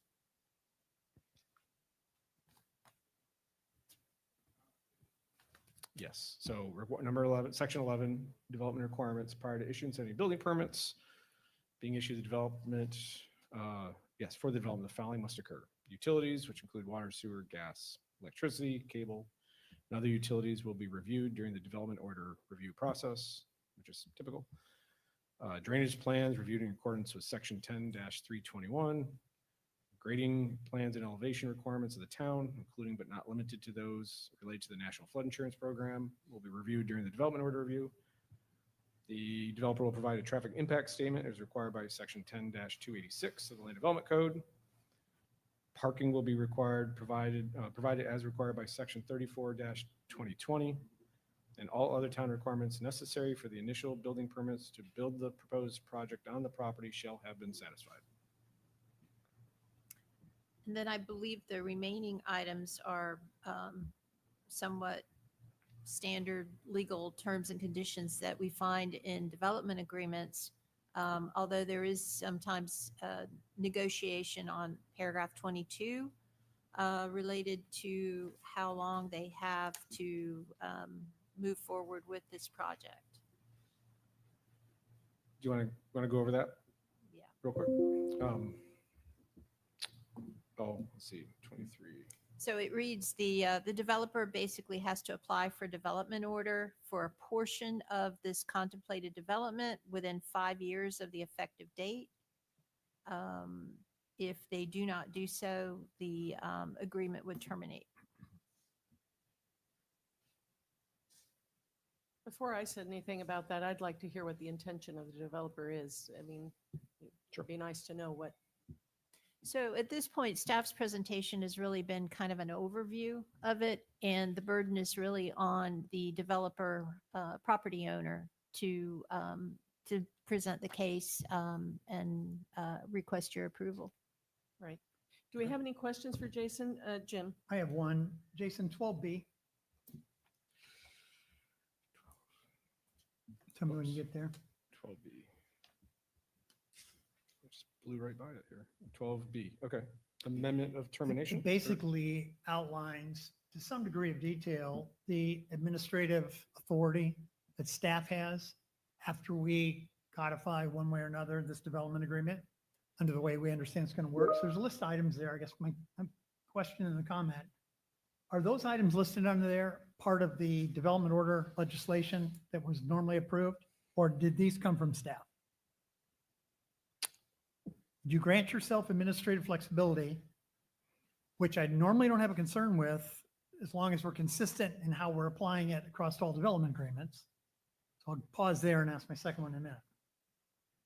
So I will say this list seems, It's somewhat routine, I It's think, somewhat routine. standard. It can be amended based on the project that is set forth before you.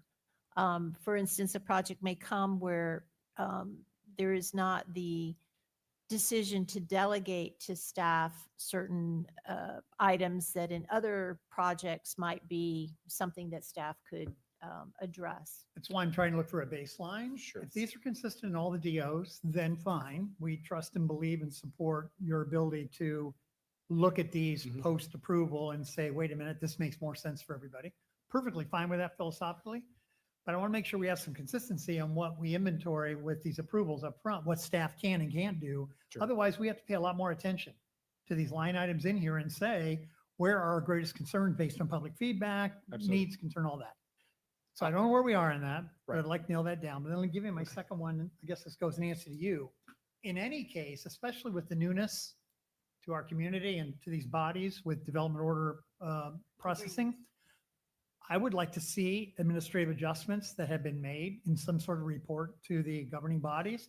Not that we would interfere in that, but I think there's a learning curve. We see the same one being approved or administered or adjusted post-concern. What I wouldn't want to have happen is we put an approval based on this, and then the approval looks much different when it finally gets applied because of administrative adjustments. So I just like to see those as a learning curve for both us and the council, so we can know how to better define development orders up front that don't require a bunch of administrative overruling or oversight in the future. So either way, Sure.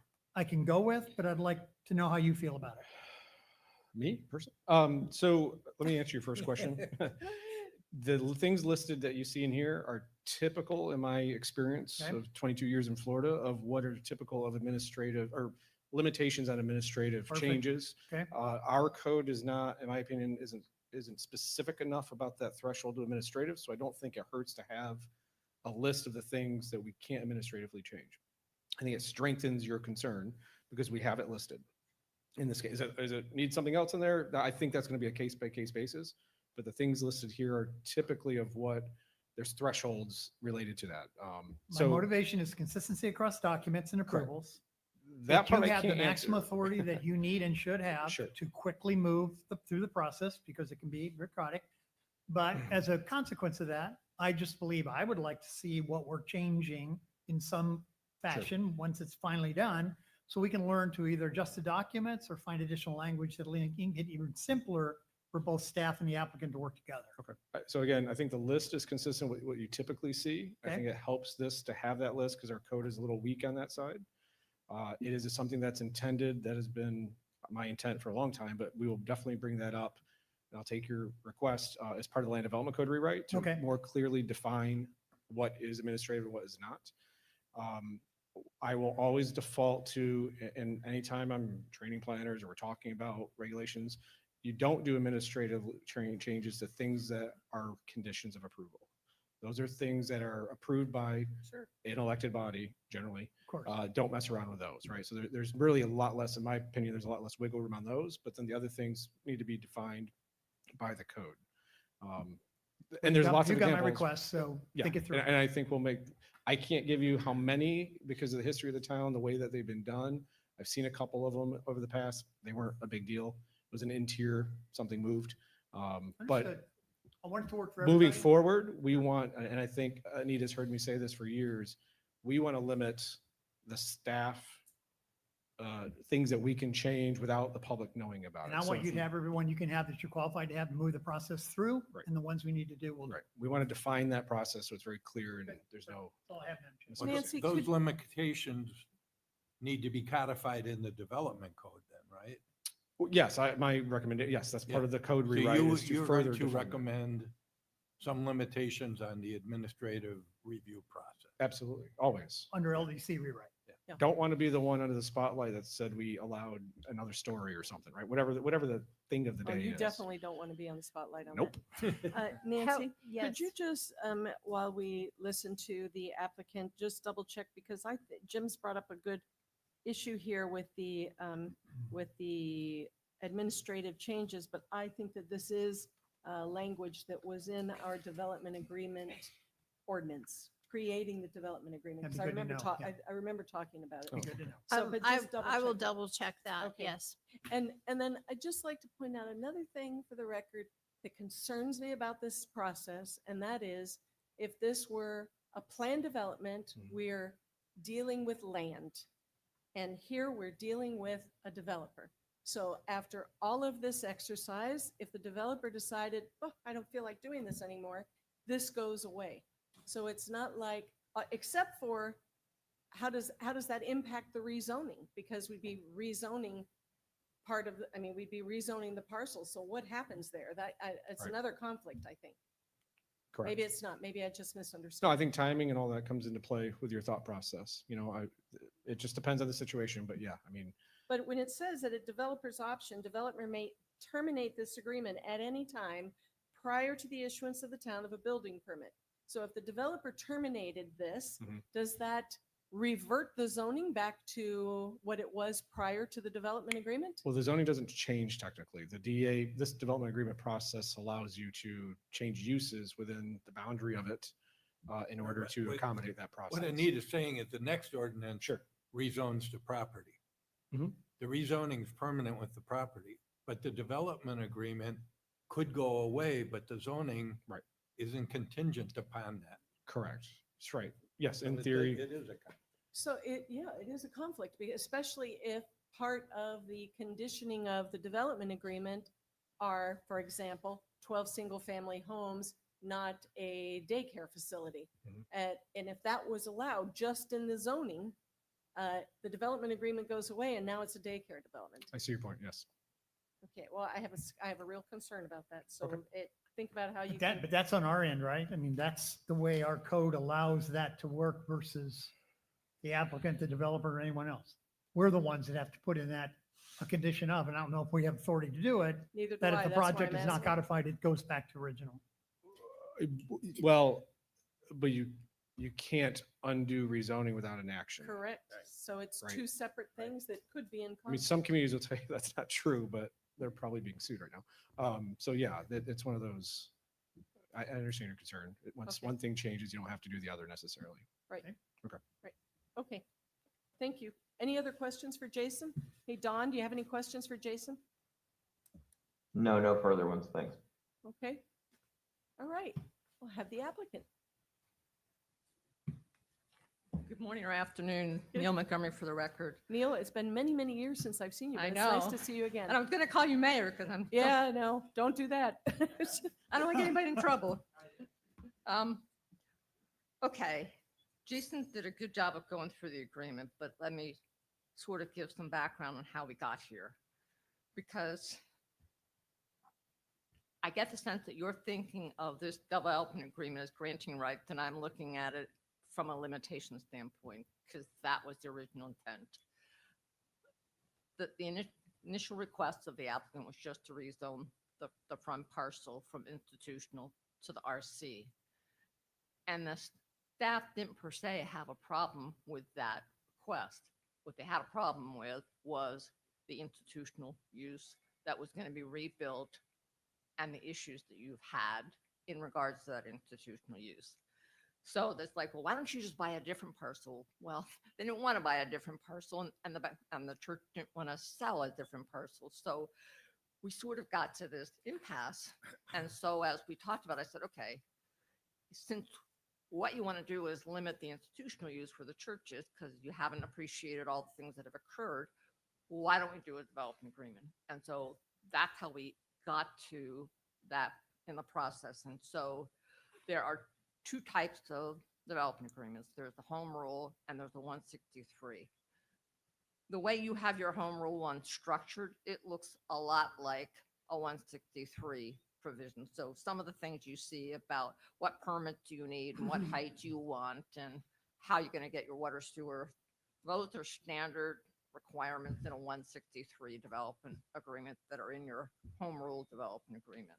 So if, and Jason went through the limitations on the institutional use because there was concern about some of the social services, there was concern about the residential, there was concern basically about overuse of the site and its incompatibility with the residents that surrounded it. So that was the goal of trying to limit those uses. And then it evolved into including further restrictions and more definition on the residential site. So, but I need to let me go to the, what I heard your concerns were, home care, community home, bed and breakfast. And I think that what we can do, if it's something that you folks deem important, is to add to, we have prohibited uses for the church parcel. Well, we don't have our prohibited uses for the residential parcel. So if the bed and breakfast and the community home and the home care are uses that you want to see prohibited, we can add an extra paragraph and make that provision.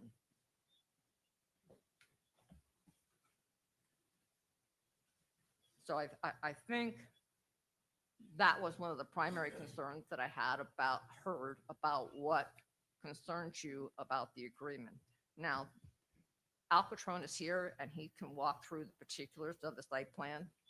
They don't let lawyers do that, or they shouldn't. We should let engineers do that. And so we're going to do that.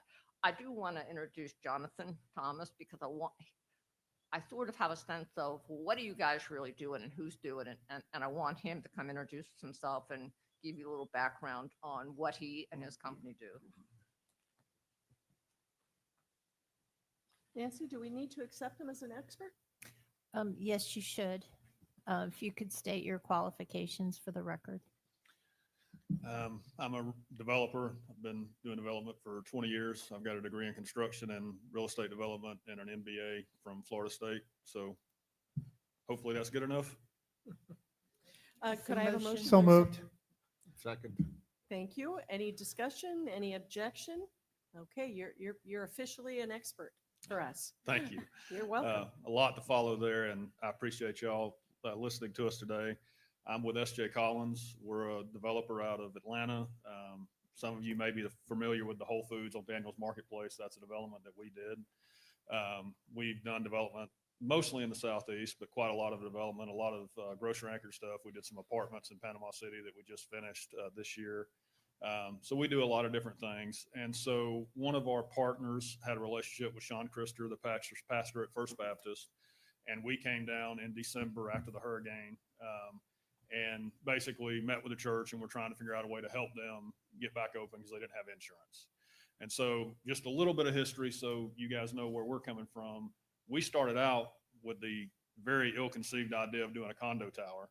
And we met with some LPA members, we met with some of the council. And while nobody loved the idea, there was at least the idea that perhaps it could be viable. But then we met with the neighborhood and figure out real quickly that was a terrible idea. So as a result of meeting with the neighborhood and really trying to listen to the community, and also our other obligation to the church is trying to get them back open and operating as fast as possible, which is taking far longer than any of us want, we decided that the simplest path forward was to do 12 residential homes, at least from a comp plan standpoint, that's consistent with the town's comp plan. So that's what we did. We started on that maybe 12, 16 months ago. Thought that would be a faster process, and frankly, that's been fairly slow also. But we are where we are. We're here now, and the development agreement that we have here before you, just so y'all know, and I think Neil alluded to this, that's not something we came up with. That's what we worked through with the town to try to get where we needed to get and make everything work. So I heard a lot of questions about the schedule, and just to answer that, we've already submitted for a DO. We have comments. We're in the process of answering those comments. That should happen in the next week or two. We're waiting on a survey to come back. We've had those comments for some time, and the reason why we haven't already answered them is going through the process with the town. We ended up changing the location of the church slightly. So I wanted to do the redesign and do everything at once. We have our building permit set. It's ready. I'm putting all the paperwork together now to submit that. That should go in the next couple weeks. So my anticipation is if we can get through this process and get approval, we'll have everything submitted. We would be permitted early first quarter of next year. We would start on the church first quarter of next year. And then the residential site work would be done with the church, and the residential construction would follow after completion of the church. So church next year, the approximate schedule is about 12 months. And then we would do a model on the residential sometime during that period and have a model around the same time that the church opened. And then we'd build out the residential from there, and that would be based on demand. I think the only other thing that I would say is that, you know, we heard a lot of comments from you guys, and we're very willing, within reason, to do whatever we need to do to the development agreement. Whose reason? Well, we'll leave that up to her. But whatever we can do to accommodate the town that we can financially do, we're willing to do. And we want this to move forward. And frankly, I mean, we've been working on this for almost 3 years. I mean, we want to get the church back open, and we want to be one of the first people to bring some stuff back to the town. So whatever you can do to help us, I'd really appreciate. Okay, hold on just one second. I thought I was Can done. Can you, no, can you address Mr. Bone's question about the cross-section construction of those? Yeah, I think Al's better for that, but Oh, there will okay, be a okay, design. Whoever will be better Yeah, at that. when we permit it, there will certainly be a cross-section in the plans, and that, I hear your concern, and with it being a private road, that isn't something, but we can certainly, that should be handled through the DO process. Okay. Well, thank you. And Jim's parking question? And Jim's the parking question. Yeah, the parking question, I mean, look, that's a hard question for all of us, including me and you. All I can say is that we're going to park it per code. And if there's something reasonable that you'd like us to add to the development agreement to handle that, we can certainly look at that. But I can't, all I can do is draw it per code and park it per what I'm supposed to do. So, but if we need to address it in the development agreement, we can look at that. Okay. Anything else for the Yeah, gentleman at the moment? I'd like to follow up on John's question. If the footprint on the exhibit here shows a building footprint of 62 by 34, that's roughly 2,100 square feet. You go up twice, that's 4,200 square feet. I mean, I think the way it was being approached was that these were small homes. That's not a small home on the beach. Do you have any idea? You said the model you anticipated when the church opened. Do you have any idea of, you know, are we going to have big houses on small lots? I mean, if we grant all of these variations on these setbacks, we increase the size of the box that you have to build it. So a couple of things about that. So our house footprint is around 30 by 50, which is 1,500 square feet of floor. So we're looking at a home, 2 stories, somewhere between 3,000 and 4,000 square feet. And the market's going to dictate that, not us. Yeah. But somewhere between 3,000 and 4,000 square feet. We're not trying to get bigger than that. But the reason why you're seeing a bigger footprint is we do intend, this can always change, but we intend on having an elevated pool with those homes. And that elevated pool has to fit within that setback because it counts as part of the structure. So that's part of the reason why you're seeing a There's bigger your footprint accessory there. Love thing. that. Right. Yeah. So, but to answer your question, 3,000 to 4,000 square feet. And I realize to most of us, that's probably not a small home, but if you're coming to the beach and you're buying a house, you know, that's kind of, market's going to drive that. But we're not trying to build McMansions, you know, we're just trying to build something that's marketly viable, and 3,000, 4,000 square feet is what we're looking at. Did that answer your question? The pool is a very great clarification from Yeah, what I had exactly. visualized. Yeah. So thank you. And I think Jonathan leaves, we've I want all to had stay right lots there. of discussion about elevated pools. Oh, ad nauseum. There was a question earlier about the drainage, and I just want to comment on that. That Jonathan, and his group are we want to have one ERP and a consolidated drainage system. And under the applicant's handbook, you have to have a responsible legal entity. And they want them to be the responsible legal entity instead of the church. Okay, very good. I guess Thank I have one other question, because this is part of why I didn't foresee elevated pools attached to these houses, which does make sense in this development. Could you go through what you're expecting in those amenities areas that are? Yeah, so honestly, that's also still to be determined. We initially started with the idea that we might do a community pool.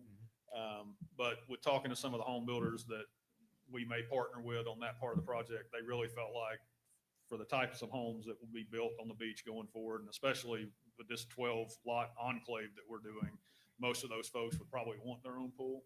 So now we're thinking more of a park. You know, I don't know exactly what that looks like, but some type of amenity park for the residents, you know, maybe some walking trails and other things. And maybe that ties to the church in some way, but just a park of some form or fashion. And perhaps a suggestion is certainly not looking to reconfigure everything, but when we're looking at providing variances and changes to our ordinances, public benefit comes into it. Obviously, building back is a great public benefit to the beach. Returning a institution is important, but open space and things like that are often seen. Of course, you would have to have some sort of public access to something like that for it to be a public benefit, but just something to keep in mind. Certainly. Thank you. Thank you very much. Thank you. Appreciate it. And Mr. Patron, who's, I think, been qualified here before as a registered civil engineer in the state of Florida. Mr. Cutrone, have we qualified you as an expert before? No, I don't believe so. or if Okay, it has well, we'll been a be happy while. to do so today. Tell us your qualifications. Sure. I'd like to be qualified as both an expert in engineering and planning matters. Mhm. So I'm president of Quattrone and Associates. I've been an engineer in Lee County for about 30 years. I've had Quattrone and Associates for 25 years. And through that time, we've been doing several zoning cases throughout the county in Southwest Florida. I've probably presented myself between 75 and 100 cases over my time period that I presented cases on. And yeah, I've been accepted as an expert with Lee County for both engineering and planning matters. Okay, I would make a motion to accept Mr. Support. Cutrone. thank you, Doug. And there's a second from Jim. Is there any objection to that? Okay, you're accepted. Nice to put a face with a Yes. with a company name. Finally, yes, thank you. Yes, sir. Okay, do I have a remote for that? Or? Okay, perfect. Okay, this is our development team that you've met Neil and Jonathan on as well already. So my presentation is broken into two separate parts, one the development agreement and one the rezoning. So I know the rezoning is actually coming up next after this. So I do have a break point in the presentation, but there is some overlap between the two as we go through it. So approval of the request is approval of a development agreement to regulate the development of 12 single-family homes and a religious institution. Just skip through the stuff we've already talked about. Okay. Go to the site plan. All right, you want me, I'll speed up through these things. So that was the approval again, there were two parts of it. Again, for those who don't know, the property is 1.7 miles south of Times Square Center. If you want to go into the next slide. Okay. We've talked about this throughout the development agreement. It's basically a reiteration of the benefits that were talked about in the development agreement. So if you need me, I can go back to them, but we'll pass on to those for now. So this is the overall master concept plan that you have. On the right side, which would be your northeast, is the church, the proposed church, which is going to be essentially 2 stories over parking, so we can meet our parking requirements. The left side of the page would be southwest, would be the 12 single-family homes with the 2 alleyways. Again, we're showing 2 different open space areas, and we are showing a common drainage system for the project, and that's how we've been moving forward with our design so far. One of the things I would like to point out is, we talk about relief on setbacks throughout the project. What that's helping us doing is to create some of these bigger open space areas. So, quick math shows that we're probably providing close to 55% green space when you subtract out the buildings and driveways and the roads. So from there. Okay, so this is the residential portion. We're calling it parcel number 1, single family. And these are the benefits that we're talking about, the features of the project. Again, we're rezoning this portion to the RC. We have 2 internal access ways with no direct access to Estero Boulevard. We're going to do a common code compliant. We're meeting code compliance for open space. We're doing the water management system we talked about and limited to single family and residential uses. And we're trying to create a family-friendly, pedestrian-oriented community. The sale of this property is what's going to help facilitate the reconstruction of the church. So again, this was the intent of that rezoning. We are asking for 5 deviations. They've been talked about, but they are keyed there. So we have the first deviation is a setback from 25 feet to 15 feet along Connecticut Avenue. It's essentially the side lot lines for those 2 northernmost parcels. Street setbacks from the internal alleyway, we're asking from 25 feet to 10 feet. We will still be providing at a minimum a 20-foot wide deep drive, or 20-foot deep driveway. So that was one of the things we do show on this concept plan as well. So there would be adequate parking for people coming off the alleyway. Internal rear setbacks from 20 feet to 10 feet. Again, those are our internal lots. That's not from Estero Boulevard. And then internal side setbacks reduced from 6.5 feet to 5 feet. And then the driveway separation between the alley and the church entrance from 125 feet to 25 feet. And that's up in the top right-hand corner. Could It's I our- stop you for a Sure. second? This didn't occur to me before, but you just mentioned that will be deep enough for car parking. So your driveway is going to be big enough for 2 cars to park at one of these homes? Well, that's the plan we're showing right now. At least with 1 car to be able to park off the alleyway and not block the alleyway. So you will allow parking in the alleyway? No, we're showing for driveways coming off the alleyway. Okay. Okay. And that alleyway is one direction or 2 direction? It's 2 directions. 2 direction. 'Cause of both. So will a delivery truck like FedEx, Amazon, UPS, will a delivery truck be able to go down the alleyway and not have to back up and back onto Connecticut Street? Well, we are working through that design component right now because we're also talking to the fire department to accommodate their needs too. So we've had some more recent conversations on what they're looking for a turnaround, whether or not it may be an emergency interconnect between the church parking lot and the alley on the right-hand side, and maybe some sort of hammerhead turnaround on the lefternmost alleyway. So we're What's still- a hammerhead turn? Oh, It's like a T, hammerhead. Yes, a a T. T shape. Yes. Okay. Okay, thank you so much. I'm going to add to Anita's, looking at that, it doesn't seem like you have all the access you need for emergency vehicles and everything. But maybe you could loop those alleyways could be, you got that drainage area there, I know, or your stormwater management area, but if they were looped, it might resolve that access issue. Yeah, we did look at that of trying to loop the road around. Again, we're trying to debate between the access and trying to maximize the amount of open space we're providing. Sure. So we're trying to not, put too much more pavement out there than we need. Okay, thank you. Thank you for the interruption. Go ahead. No problem. So those are the 5 deviations requested associated with the single-family portion. Next slide. This is parcel 2 of the church. And again, these are the features that we talked about in here.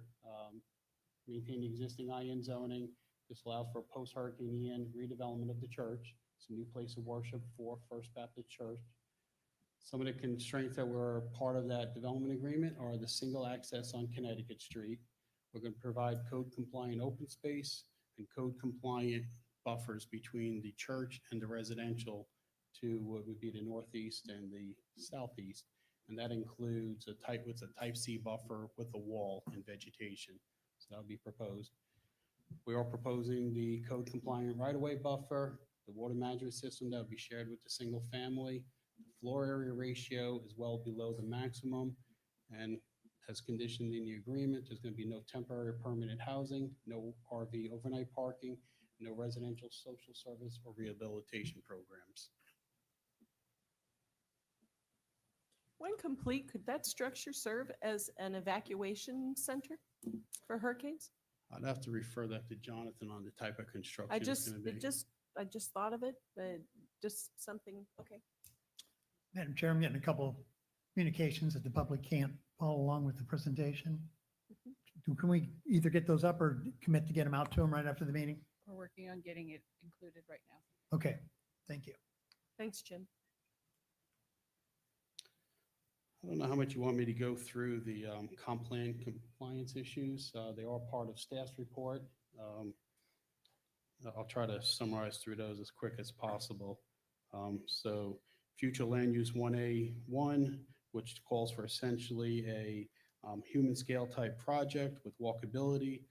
This project is meeting that intent with the way we're laying out the project for that. Next one is future land use 1A4, proposed single-family community and redevelopment church, when built in accordance with the development agreement, will provide sidewalks and right-of-way buffers along Connecticut Street, which also improves walkability consistent with that policy. Policy 1B4, which used to be 4B4, mixed residential. The proposed single-family community, when built in accordance with development agreement, will be consistent with this policy in that the single-family development does not exceed a maximum density of 6 units per acre, and is resulting in what we are referring to as smaller homes on smaller lots. Building heights per 1C4 will be in accordance with the land development code as well, and the comp plan. Housing element, the RC rezoning request in conjunction with this development agreement supports the development of smaller, more affordable homes, making the project consistent with this policy, HOU 1A2. And then last, 1B4, the proposed church, when built in accordance with the development agreement, will be consistent with this policy in that the development agreement allows for conditions and restrictions that would otherwise not be required in an IN zone parcels. So in conclusion, the development agreement has been prepared with work of staff pursuant to section 296, 2100, and resolution 24-73. Development agreement, when approved in conjunction with the RC zoning, will give the town the ability to regulate the redevelopment of church and give her residential portion greater flexibility to meet the intent of the town of Fort Myers Beach Comprehensive Plan and Land Development Code. The development agreement provides for a public benefit by allowing town or county to utilize the parking lot of the church for staging during state emergencies. I don't know if that was kind of glossed over, but that is one of the conditions of the development agreement, that they make that available. Staff has recommended approval of the agreement, and with that, we ask for a motion to recommend approval of the proposed development agreement to town council. Thank you. Thank you very much. questions? Let's see what kind of questions we have for you. Don, could I start with you? Don, you have any questions for the gentleman? No questions. I think everybody's addressed from the questions so far. Okay. How about you, Jim? Questions? Yes, I have one. A little bit to timing here. And whatever you can opine on, it'd be great. Because we have a lot of approved projects in our inventory now and very few shovels in the ground. So you're going to hear a lot more intentional efforts around when are we starting, when are we finishing. So in that regard, is there any process you still have to go through, subject to approval of this, with the church, congregation, or the authorities in the hierarchy of the church to move forward with this up to this point? Yeah, Oh, yeah, we'll let whatever. Sure. Jonathan address that. Want to get that on the record, if there's any other steps you have to take that might interfere with the moving on construction. So we've had 2 votes already with the church. Both were affirmative. So the latest set of plans are approved. I won't speak for Sean. He's not here, unfortunately, but to the best of my knowledge, we're good with the church. And as soon as we get our permits, we can move forward. Excellent answer. Thank you. Doug, questions? Yes.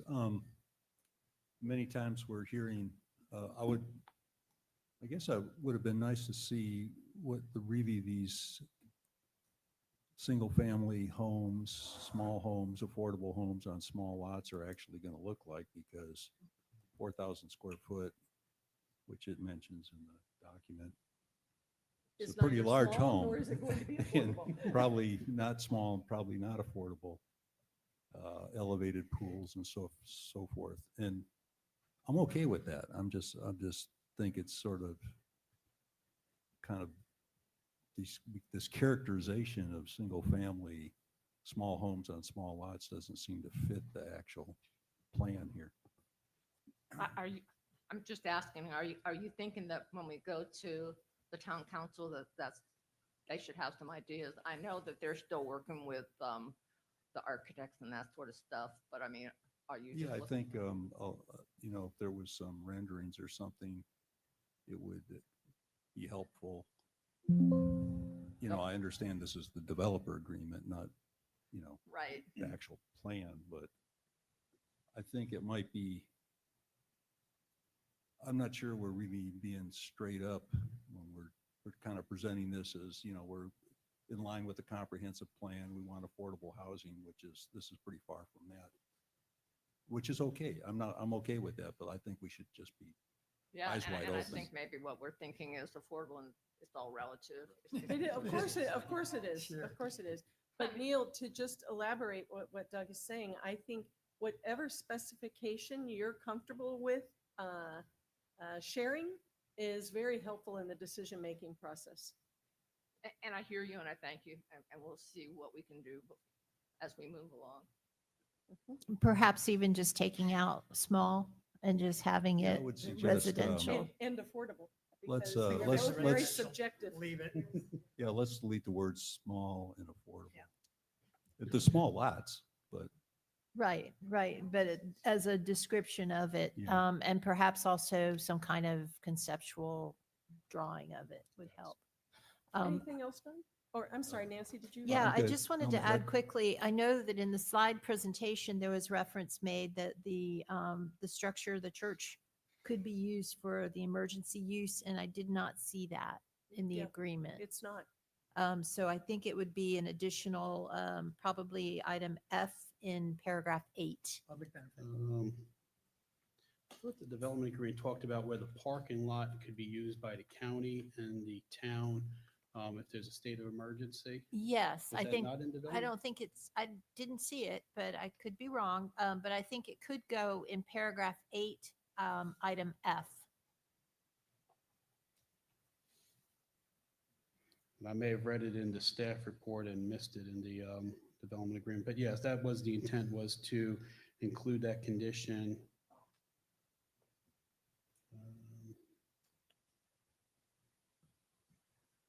Okay, yeah, that was the intent, to include that condition Yeah, in the development. yeah, we agreement, just so need that's to fine. add it Okay, yeah, and again, so we don't forget. Okay. And that was just the parking lot, not the structure itself? yes, that's correct. Think about that one. Okay, I will get with Well, you on let Because- me that. ask you about that. I heard you say that before, Yep. and I know that when we've worked with the emergency management, you were not exactly in a, well, they don't call them slush zones anymore, but in a slush zone where they, No, you're right, Neil. You're right now that I'm saying that. Yes. So can you designate something as a hurricane evacuation site? I don't think you can. You're right. and you can't. You're right. Sorry. You're right. Okay, never mind. Okay. Never mind. Okay. So nothing else, Doug? no, ma'am. How about you, Jim? I have a question for Nancy, and this goes back to your comment, Anita. Well, I think we realize we can't do contingent zoning. Can we add to the paragraph where it gives the option for the developer to cancel the agreement? Mhm. That the developer would agree, if he canceled the agreement, to apply to rezone the property back to the institutional zone? I think you could add that. I don't know how the developer feels. I have a question, because I thought that the staff didn't think that new institutional in that location would be consistent with the comp plan. I'm okay with including that. I just want to make sure we're not stuck. Well, what's our current zoning? Institutional. Yeah. Institutional. Mhm. So again, one of the things that we were trying to pitch is that we knew there was some concerns with the institutional use of Uses, zoning. yeah. Mhm. So we're reducing that from 3.2 acres down to 1.1 acres. So to what Neil's saying is, I get the But it feeling. seems like it would be no harm, no foul if we reverted back to what it was. Yeah, so Jason Green, Community Development. I think the concern was the way the site was developed in the past up till today was everything was mostly forward. The intensity uses were forward towards Estero. And now in redevelopment, they can do a site plan for all of it, right? So that's where, and this is really pushing all of that to the back by having that front for residential. That's where the concern was. It's a real intensification on half the size or less than half the size to the back. But That- this so- would, the proposed reversion language Right. would only happen if there was a cancellation of the agreement.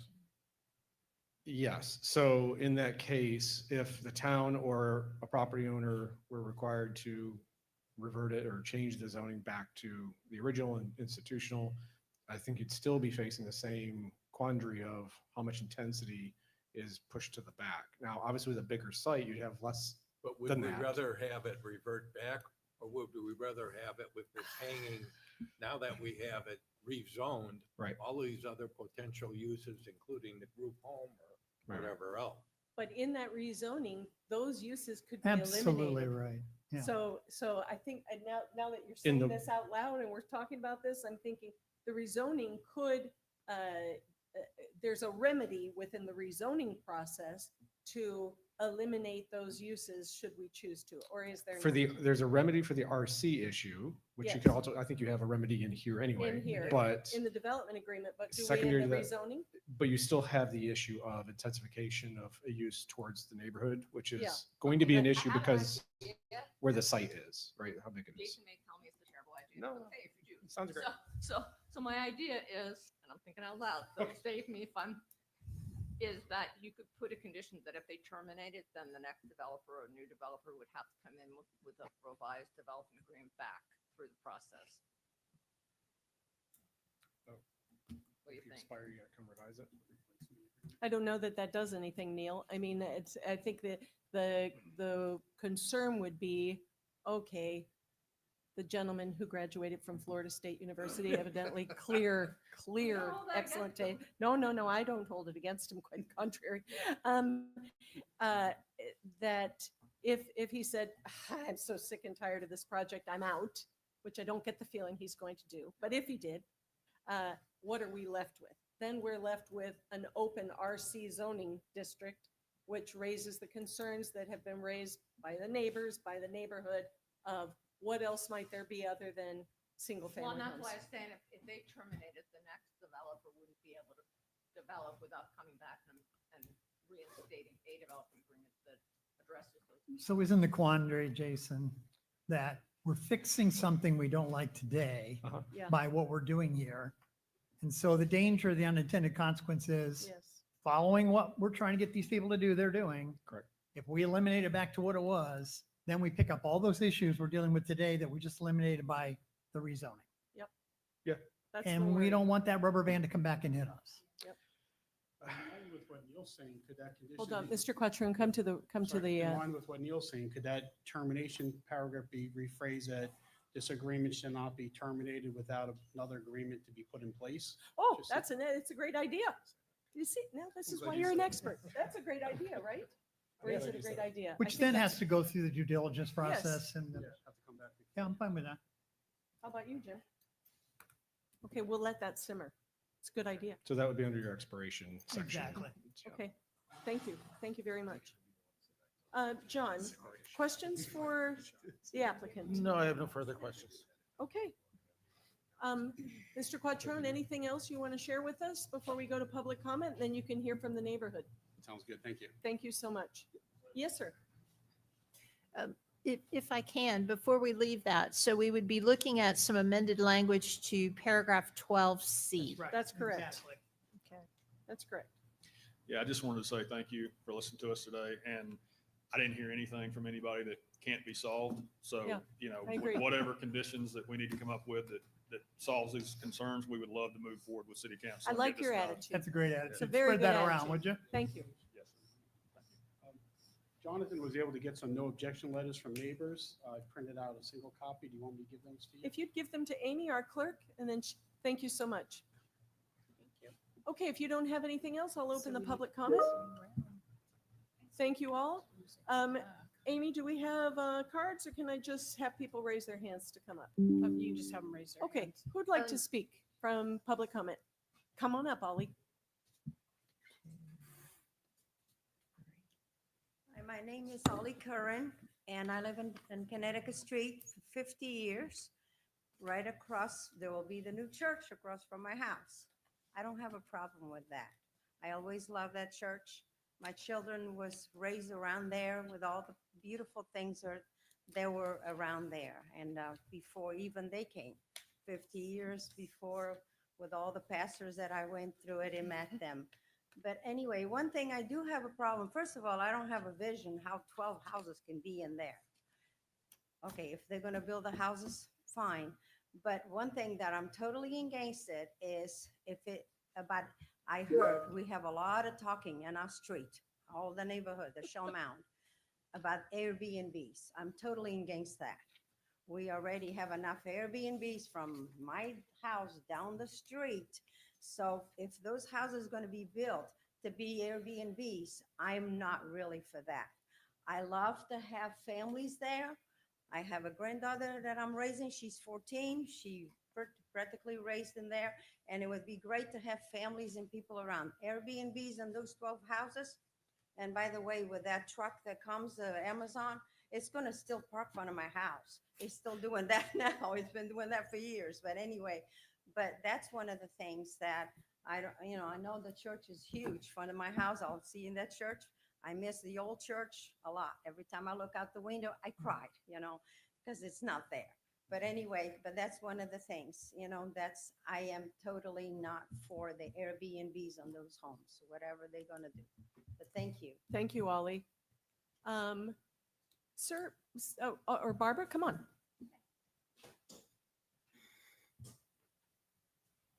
Hi, Barbara Hill, live on Madison Court.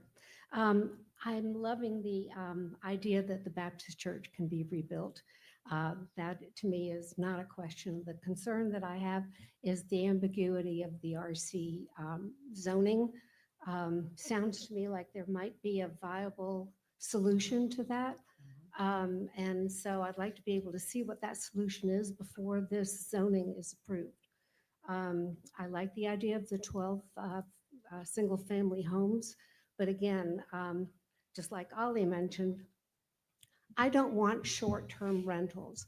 On my street alone, and these are single-family residential homes on canals, these are now turning into short-term rentals.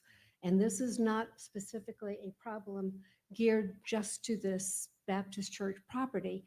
This is actually island-wide, and I'm concerned about the town not complying with areas like mine that had monthly rental limits, and that's being ignored. So for the town to be more compliant and to hold these residences to the fire in terms of long-term rentals, monthly or longer, would be something that I would fully support and hope the town will do. Thank you. Thank you, Barbara. Who else would like to speak? Butch?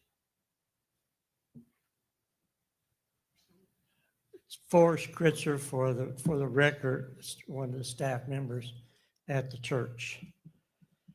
It's hard to do. Folks, we came to this island 22 years ago and came to that church and that property that was going down. We brought the attendance back up and brought activity back up. And my son, like he said to me, he says, "Dad, we need to leave this church 7 days a week, not 3." And that was his goal. And we just about made it with kicking and fighting. We almost got there. But that area, as far as our church is concerned, with the development, will not be Beach Baptist Church as it was. Because this is not Beach Baptist, this is not Fort Myers Beach Island as it was. It's changed. But our heart is still the same. We are a island-orientated people. We want to be there in time of need. As you all know, even back as far as my first hurricane being Charlie, how that our area was used, not even because it was just a church, but it was used by everyone. And I'm talking about FEMA, I'm talking about state, I'm talking about our city, I'm talking about our town. We even had usage of that property. We have fed people and will continue to our abilities, but we need more space than what we got in those trailers. But they have provided to keep our nucleus together. And that's what we thank the town for, because you were part of that, helping us keep going so that we don't disappear. We had 7 religious organizations on this island Now there's 3. And one of us is is challenged right now. And we want to stay and we want to be a part of the community. The parking, we have had problems with parking in funerals, even with our other building. And some here, I think even got a parking ticket at a funeral. But code enforcement was nice enough to help us out with those. We have parking now with the Mound House. They have an overflow parking lot, a half a block down from us on the right. And so we have an agreement with them on Easter special occasions when you anticipate overflow, the Mound House, we use their parking lot. The Mound House has also used the church parking lot. If you've ever been to some of those social events at the Mound House and see how overflowed it gets, and they park at our church and run golf carts. So parking is an issue at Gavin's Ace Hardware, or parking is an issue at the ice cream place, but we deal with it. Folks, this group that we have that's helping us with our building is unbelievable. I know everybody wants to think that their developers are the best ever, but we had other choices to make. Believe it or not, they was people coming because they saw that property. But these guys came with a different heart. They talked church first and development second, as far as getting their buildings up. And this is what they want, and they still want that. I am so thankful that they've been patient with us, because they're working for somebody that's not very patient. That's why I'm here, not him. No, he's busy. But they have been super to be sure that we have the facility and the spacing for our size congregation with room to grow and expand with this project and still be within compliance of the comp plan and all the buildings, permitting and whatever. But we just want to be a part of this town again. Fully a part of this town. We've never not been a part, but fully engaged in all the activities that we can do that you all want and have shared with and have taken advantage of. So please get this zoning factor out of through so that we can put some shovels in the ground, because we're ready now. We're not sitting on the fence. Thank you very much. Thank you, Forrest, so much. Come on up. Hi, I'm Jackie Carbone. I've owned on Fort Myers Beach for 25 years, lived here full-time about 10 years. And I am a member of Beach Baptist, and we need our church back. And as I see it, the only way that's going to happen is with rezoning and God's sovereign will, because we have no money. We can't build anything.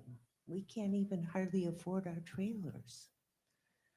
It's not like the developer wants to build a 17-story condo or a strip club or a bar with live music. We're talking about homes, and hopefully we'll get some families in those homes. Yes, we would all like our church we had with the blue roof, with the 2 crosses on the top, on Estero Boulevard. But times have changed, and we can't do that anymore. The church is needed. Visitors to Fort Myers Beach do attend the church when they're on vacation. In fact, I think it was 2 years ago, Christmas Eve, in the tent. Oh my goodness, it was packed. And usually I started off in my normal seat, but then I saw visitors, so I kept giving up my seat, till I ended up sitting at the picnic table outside the tent on Christmas Eve. But that was okay, because we were letting all the vacationers come in. We want a place where we can represent Christ on Fort Myers Beach. And Beach Baptist has been doing that for years with more programs. And We're going to have to scale back because we don't have the property we used to have.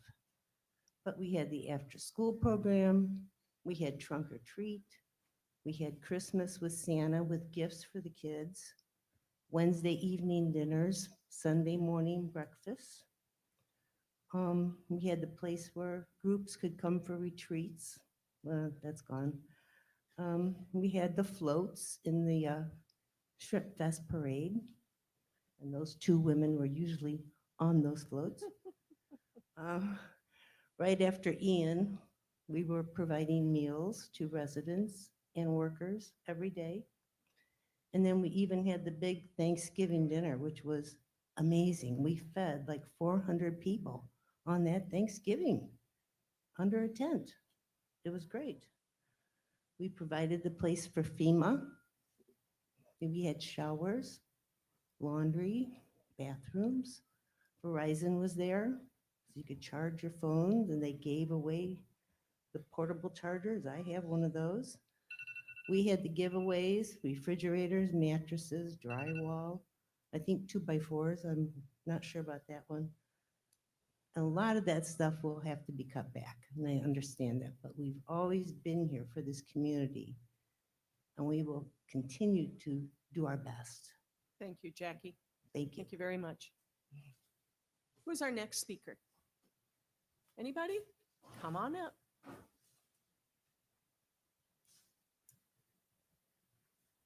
Your house looks great, by the way. You're welcome. It doesn't, that's pretty good. Hello, I'm Norbert DeMars. I live at 125 Connecticut Street. I've lived here most of my life, my entire adult life anyway. I want to echo what some of the other folks said as a major concern, not just for me, but I have neighbors who work 9 to 5, so they couldn't be here. Vacation rentals, short-term rentals. I mean, it's ruined our neighborhood. And it's going to ruin Barbara's neighborhood unless the town does something. And to add 12 more vacation rentals to our neighborhood would be unconscionable. This neighborhood used to be 2-2s, 2-bedroom, 2-bath. Husband, wife, couple kids, that was our neighborhood. Now we're building 4-bedroom, 4-bath houses, and they become vacation rentals. And instead of a family of 4, we have a 3-generation family that comes and be our neighbor for a week. They party, they play loud music, they do all the things that they can do somewhere else, but they do them in our neighborhood. And by adding 12 more vacation rentals, it'll make it impossible to live here. I've said enough about that. The best indicator of future behavior is past behavior. And when we look at the use of lot number 2, I can only think about the abuses for the last 26 years on that property. There's no need for me to go into them. My question is, who's going to enforce these restrictions that we've talked about today that'll be leveled on lot 2? Most of those restrictions existed 25 years ago, and the city did nothing. Time and time again, complaints were ignored. It's a church. You need to be patient. So you can talk about putting restrictions, but I would like to know who's going to enforce them. And I'll give you an example. I have RVs parked across the street from my house overnight, just this weekend. The city says, call the police. The police say, there's nothing we can do. So what kind of a neighborhood are we going to allow to be built? One where everyone turns a blind eye? Or one where you all step up and do your job? and make it a priority to enforce the rules that are on the books. Enough said. As far as the individual homes, I'm not a technician or I'm not a construction person, but my neighbor Art is. And he asks height requirements. When they say 3 stories, do they include the bottom floor, the ground floor, or story 1? Setbacks, I looked at the setbacks. I understand why they have them, but they're not like the setbacks in my house. So it's a acceptable use if there's some teeth in the agreement. Like I said, I've only been here 50-some years, so I know the beach can't be like it was, but we should be allowed to have livable neighborhoods. Thank you. Thank you, Norbert. Is there anybody else who would like to speak? Yes, ma'am. I didn't think you were going to sit there all day for not saying anything. I was thinking about it. I'm not really a speaker. That's okay. My name is Donna Gallagher. I own a property with Naughty Turn Drive, the last house right before the condos. We've owned it since 1979. We used it as I don't know, I'm not a great speaker. An income, and it paid for itself. And now we're retired and we use it ourselves. And we love it. We went to Beach Baptist. We've been members for I'll say 9 years. This was really a blow to lose our church. Really a blow. I know the church is giving up a lot, but I know the church did a lot for the community. And I just hate to see them not be able to be rebuilt. We need our church. That's our church. We need it rebuilt. Thank you. Thanks very much. Anyone else wish to speak? I think that's no, there's a gentleman back there. You had your hand up at the beginning. No, yes, you. Do you not want to speak? Oh. I wasn't planning. You had your hand up at the very beginning. No, I was no? I was itching my head. Oh. Well, then sit down. No, I will since you brought it up because I've been thinking about it. But my name's Mark Teglieri. I'm a property owner since 2011 on the island. And I think this is exactly the type of project that we should be rooting for. You know, I'm not a member of the church. I am an owner on the island. But just the approach that came through with us from the development group. I understand a lot of the questions that everybody has here, but this is one of probably the least intensive requests for such a large parcel that you'll ever get. I don't think you'll see 3 acres turn around with about 13 buildings or exactly 13 buildings in their request on this island, again, with the size of the parcel.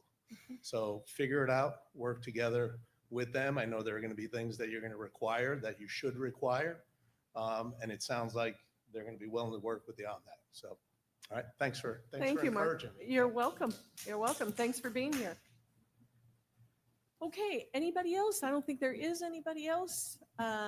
We'll close the public comment and thank you all. Thank you all for sharing your thoughts with us. Madam Chair, I do have a comment. I received the letters of support from, it looks like 15 individuals. You're putting this into the record, I'm assuming. However, you haven't actually looked at them as far as the addresses of where these individuals live.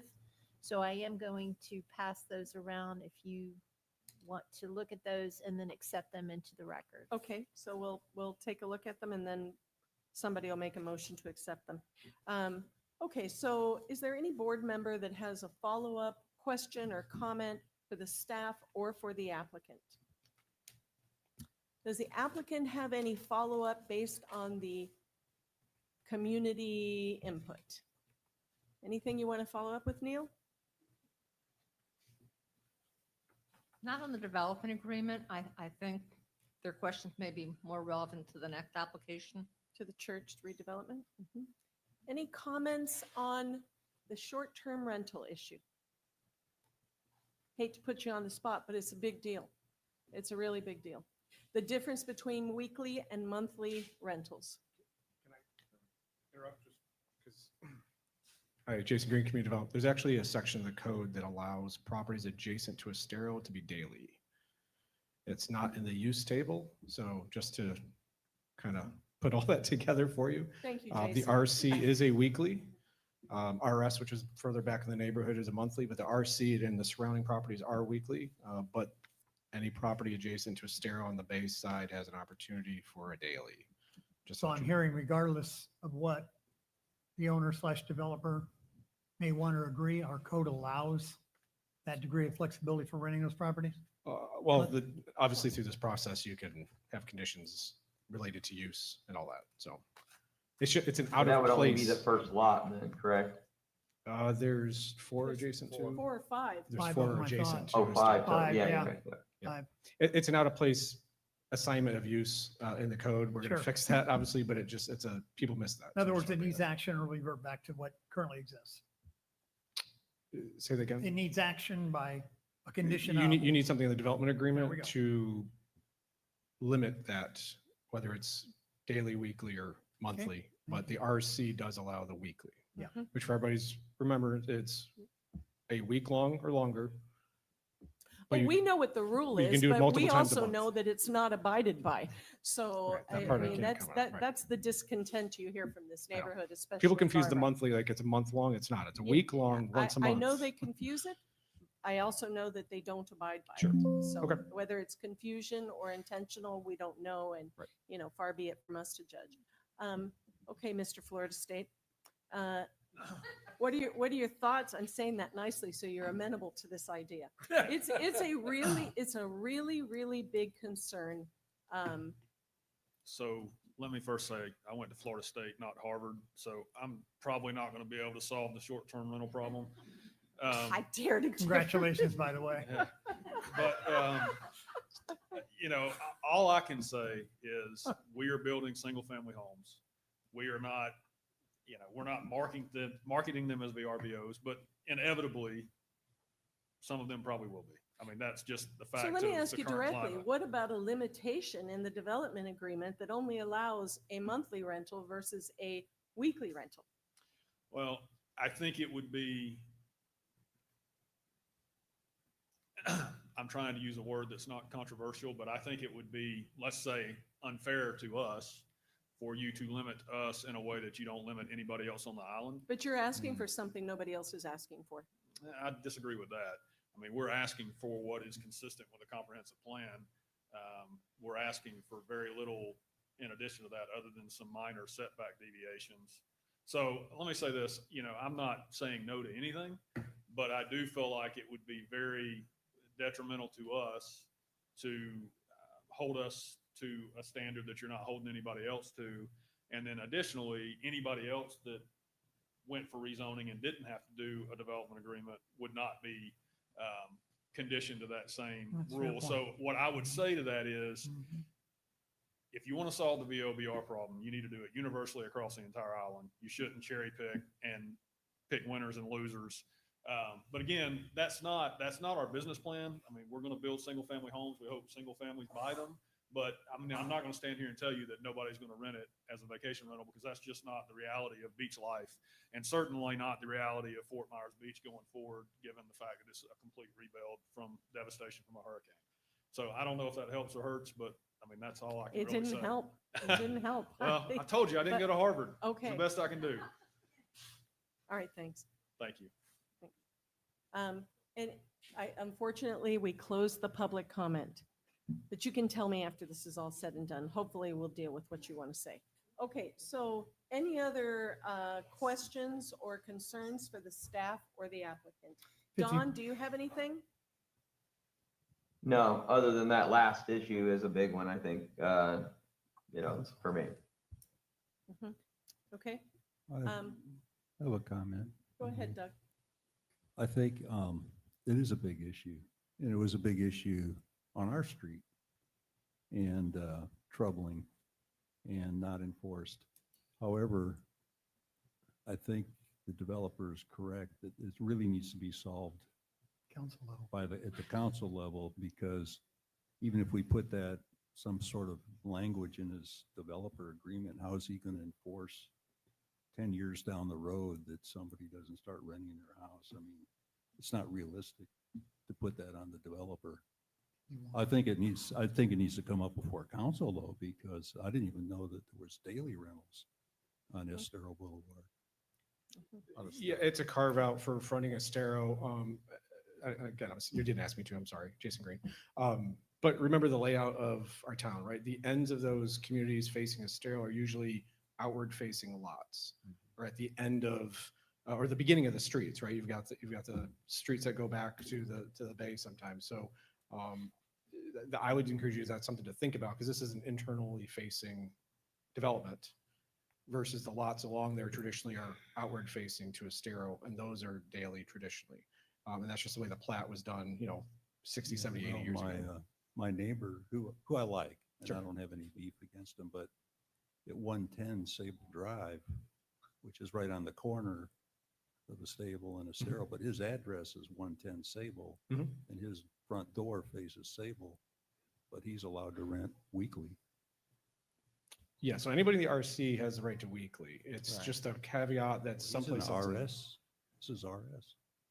Well, we can get into the individual ones, but. It's a very sticky wicket. It It's is. a sticky- So, I'm just saying, I think city council needs to address this Yep. issue. absolutely. Yeah. Agree.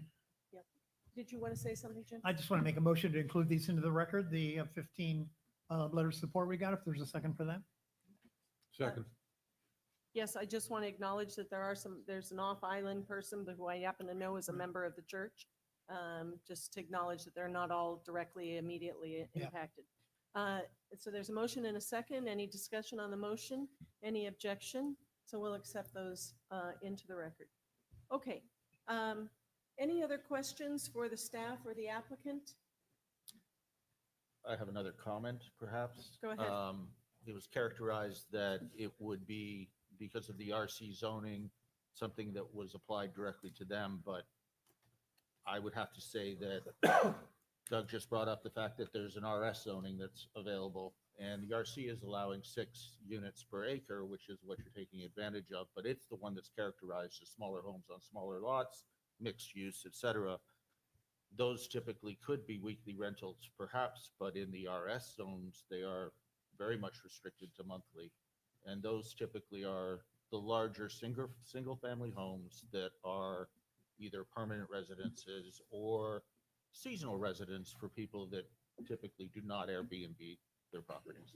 Yes, and I think what you're hearing is everyone knows that, but that's not Not what's enforced. happening. I understand that, but there is actually, historically, there has been the ability for people in the monthly areas to be able to ensure that there's, that people that are violating that are put on notice. There is a mechanism for it. And if it is monthly, then there is an opportunity for a property owner neighbor to seek a cure. There isn't, should it be, regardless of whether it's abused in some ways, large, small, or indifferent, the difference between a weekly rental and a monthly rental. I currently live in a weekly, I am rebuilding my house in a monthly. There's a significant difference in those neighborhoods and the experiences of the residents of those neighborhoods. Significant difference, significant. Okay, so Neil, you have nothing else? I think we can agree not to have the daily rentals that are allowed on the main drag, but still want to be consistent with the RC's zoning district. Okay, thank you. All right, discussion. So maybe we should go through these changes that we've talked about just to itemize them. So I'll go through my list. If somebody else has something to add, let's add it. So the first one that came up, I think, was the stormwater. So there shall be a joint management. How can we word that, Nancy? So it says it may have a shared stormwater management system. Should there be some stronger wording that says there shall be a master plan for joint required. Well, Require- yes, to Yes, require it if you want to require it. Or you could leave it may have a shared or individual stormwater per lot. From what I heard, I thought the intention was to require it, and Mr. Quattrone indicated that that was their plan. If I can get you to look at page 3, Yes, 4A, paren 5. yes, that's exactly what we're talking about. Yeah, it's already in there. It's already required. It just says that it may have a shared Oh, okay. stormwater You're management saying system. will. And that's more permission, I think. than- Correct. Yeah, Correct. And so, So do you want to require it? we do. yes. do. Yeah, yeah, Yes. the I do. plan. the It's a plan better deal shows for it, everybody. so. Can I get Okay. a nod? Yep, okay. All right, so that's one change. Then the second one, there was something, Jason, you said potentially adding to every reference of the LDC that may be amended or as amended section that is in Says my computer. number 6 under the building setbacks, or no, under parking, about the LDC as it may be amended, and there's other references to the Yeah, LDC. earlier, like 2 or 3 sections Yes. before, there was another one that didn't Yes. say as, or as may be Correct. amended. So, That was under conflicts. yes, so could we add that? Do you have any objection, Neil? Okay. Yes, okay. Then let's see, there's Jim, did you have your question answered about the cross street section, this cross section of the street? Yeah, I thought there was an agreement that it would be looked at in light of the code requirements for a street. Okay, okay, but nothing we need to change or amend in here. In the amendment and termination, that section about the at developer's option, they may terminate. What was the suggestion there? That there should be another, I think it was Mr. A Quattrone made new, the new suggestion. development agreement would be required should they decide to not move forward with the project. A new development. They, more, yeah, like, could only be terminated if a new agreement is put in place. Okay. If a new development, okay. And then probably the biggest one is in the first parcel 1, the uses of the, hey, do we need to wait for you guys? Okay. We're going to take a 5 minutes? 5-minute recess real quick?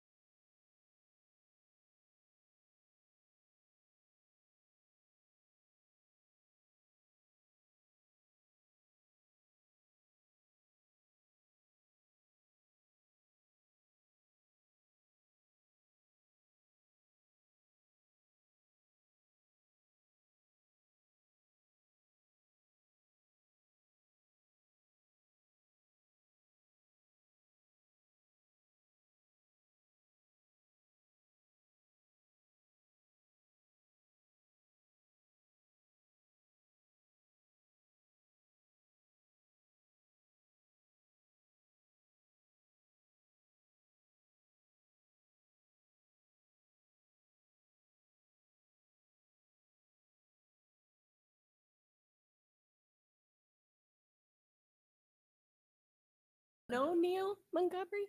She's a tiger. So Yeah, just I watch her. Just watch her. I'm Southern, I go slow. Okay, so paragraph 4A is changing. Paragraph 4A5,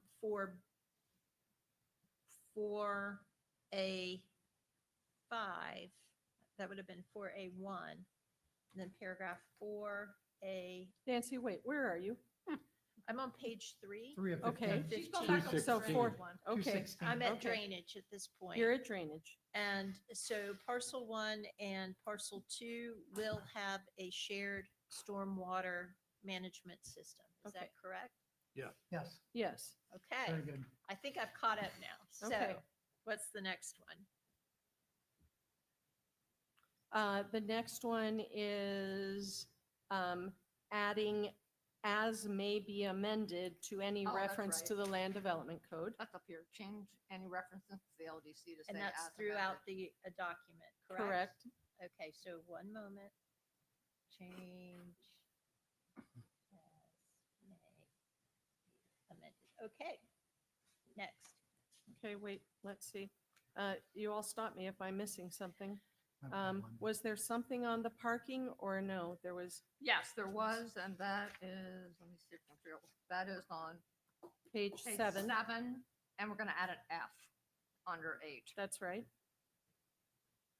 Okay, that is under Developer development commitments. commitments and obligations. We're Right. going to add F to allow for the use of the parking lot for emergency purposes and any qualifiers at the town's request.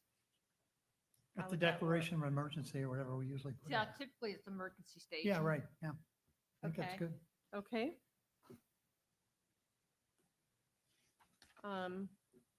Then I don't have anything else until we get to the, on page 8, number C, the termination by the developer. And Doug's suggestion was only if a new development order or a new. Yes, so Agreement. that particular request we did discuss. We would suggest taking out in its entirety paragraph C and modifying paragraph A to read, "This agreement may be amended with the parties' mutual consent in writing, signed by both parties." And the And idea no there was that there termination. was still, to get to your point, there still always will be a development Absolutely. agreement. And both parties being the town and the developer. Correct. Not the And- new developer or the new development. Well, it would go to the successors and assigns because it will travel with. Yeah, but they don't short- have to agree to it because it's going to be in place. They have to, I mean, they have to They comply have with to it. agree with the town. Yeah, the town would have it So we're say there. eliminating paragraph C altogether. Yes, and also in paragraph 12, the reference to termination, it would only be amendment. They don't have the right Okay. to good. to terminate it. Great. Okay? Yep. Okay, that's great. I've got one, Madam Chair. Yes, sir. If you can go back to page 3 of the agreement, prohibited uses, Yes, parens 4. Yes. It's just a technical thing, but back to what one of the gentlemen was So talking we're on the about. alley. No, prohibited uses, no temporary or permanent living quarters We- on page 3, I'm sorry, page 4. It says- Okay, Yeah. all right. Page 4, You sorry. got me messed up. See 4? Yep. Okay, you say no temporary or permanent living quarters, but down below does not say no overnight parking or recreational vehicles. So for So we missed the consistency, I word know it's no, we prohibited just wanna use, have put the a word- no on there. Okay. And then I just follow a question on that, since we're putting in a development agreement, whose responsibility is it to enforce the development agreement? Jason, who can answer that? I can answer that. Okay, who is It's it? you're going to be your code enforcement officers. So we or- should not get a call from a resident, if we're putting this as a restriction, there could be no overnight parking wrecked vehicles, and we tell them to call the police. Because we're enforcing it. Well, code enforcement works together with the. Yeah, but they're the deputies. primary and they'll take it from there. Correct. They will. Just want to get that on the record. And if it's not addressed, then it goes through the code enforcement process. Understood. Okay. Thank you. It's mine. Those are all the ones Okay. we have. All right, I have some notes. There were additional questions about setbacks, the use of the word small homes. I think we wanted to eliminate that and I just? think, And- I believe, I don't see that in the actual Yeah, I don't think developer it's in the agreement. actual It was doc. So it more was in in the the supporting presentation. documents. Small and affordable should be moved. Yeah, forget that he said that. We're just gonna, Okay, that was just it in the never happened. presentation, but that's been clarified. Okay. There was, Jim, you had a question about the construction for the alleyways. Did you need to add anything or? No, I thought that there was the discussion centered around he that wants to the- make the sure that the cross stub sec- base and how it's constructed is gonna meet the code, and the answer is it is. Okay. That's correct. What else do you have, Nancy? The deviations in Exhibit D relate only to parcel 1. That was in the presentation, but And that's true, because they're only listed under parcel 1. the deviations, Yeah. so it's in D. It's in your parcel 1, and here's where they are under. No, the Oh, the deviations reference to the exhibit in the exhibit. And that's probably a little, it just, the deviation request is for parcel 1. Yeah, we'll just put parcel 1. Okay, and Okay, where so is that in the development agreement? Where That does- is Exhibit D So to the you see- development Yeah, agreement. you see deviation request, Yes. colon, just put parcel 1 there in parentheses, so it's clear. Okay, There was some discussion about administrative changes. I think you wanted some clarification on Yes, what Jim. can be done and what cannot be done. I did look at the resolution. Original legislation, yeah. Yeah, it says that you could basically, I don't have the wording in front of me, but you can define what administrative changes can be made in the development agreement. So my premise for my question was, are the ones in here, the ones that we typically include in our development Those agreements are for typical, consistency? yes. Okay. And I think Jason Green also referred to the fact that that was typical. Yeah, Okay, thank you. okay, thank you. I think that's it. Anybody have anything else? Don't use your notes. I won't. Yes, did we put that, I think we put that in there. What? The use of the parking lot. Yes, it's in there. Yeah. It's under, it's a G under 8, I think. Okay. Yeah, you added we've that. got that. Okay, we're good.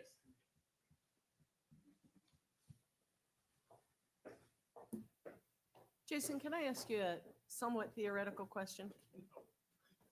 Can I give a theoretical? If there is, answer? no, I need you to give me a real answer.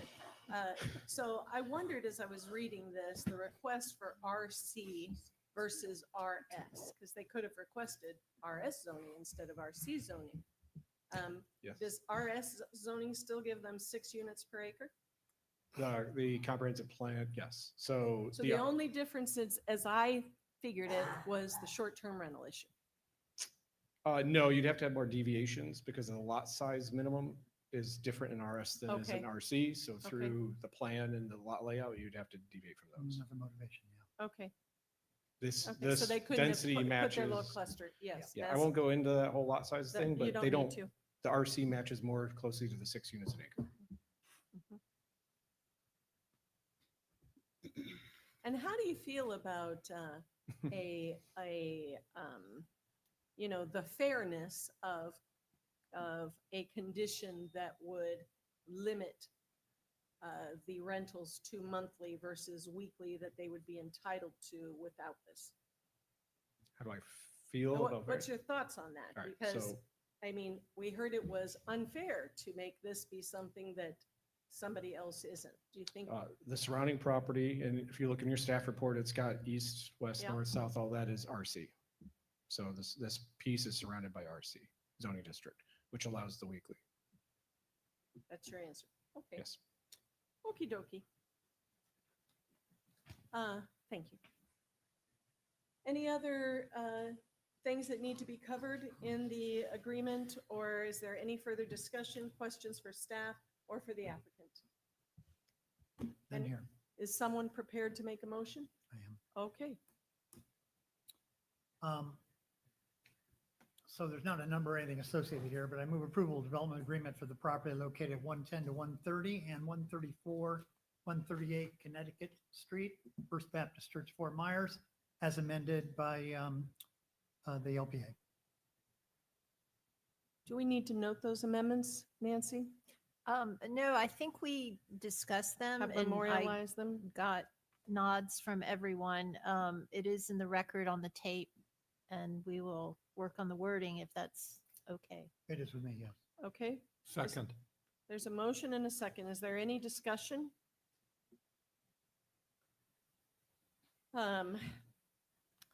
You know, I know that I should support this because I support the idea of your agreement. What I really hate is this short-term rental issue, because the notion of 12 more houses in that neighborhood with short-term rentals, I'm telling you this so you'll think about this for the future with your sales pitches and whatever else. And everything you said was true. Everything you said was true. The future of Fort Myers Beach, how people are going to buy and use those houses and whatnot. But there are still folks there who have lived there for as many years as Norbert or me or Barbara or our families have lived in that neighborhood. And it is being disintegrated by these short-term rentals because the impact is tremendous, really, really tremendous. Not so much if you had a family who was renting one of those houses because perhaps it's affordable on a monthly, annual basis. They become part of the neighborhood. The weekly renters do not become a part of the neighborhood. They impose on the neighborhood, in fact. So I'm going to support this because I agree that everything surrounding it is RC and that's what we have to do. But I hope you'll really think about that because it really is a major issue. Okay. Any other discussion on the motion? Hearing none, your vote, Jim? Aye. Jim? Aye. John? Aye. Don? Aye. Doug? Aye. Aye. Thank you very much for your consideration. We'll move on to the next item.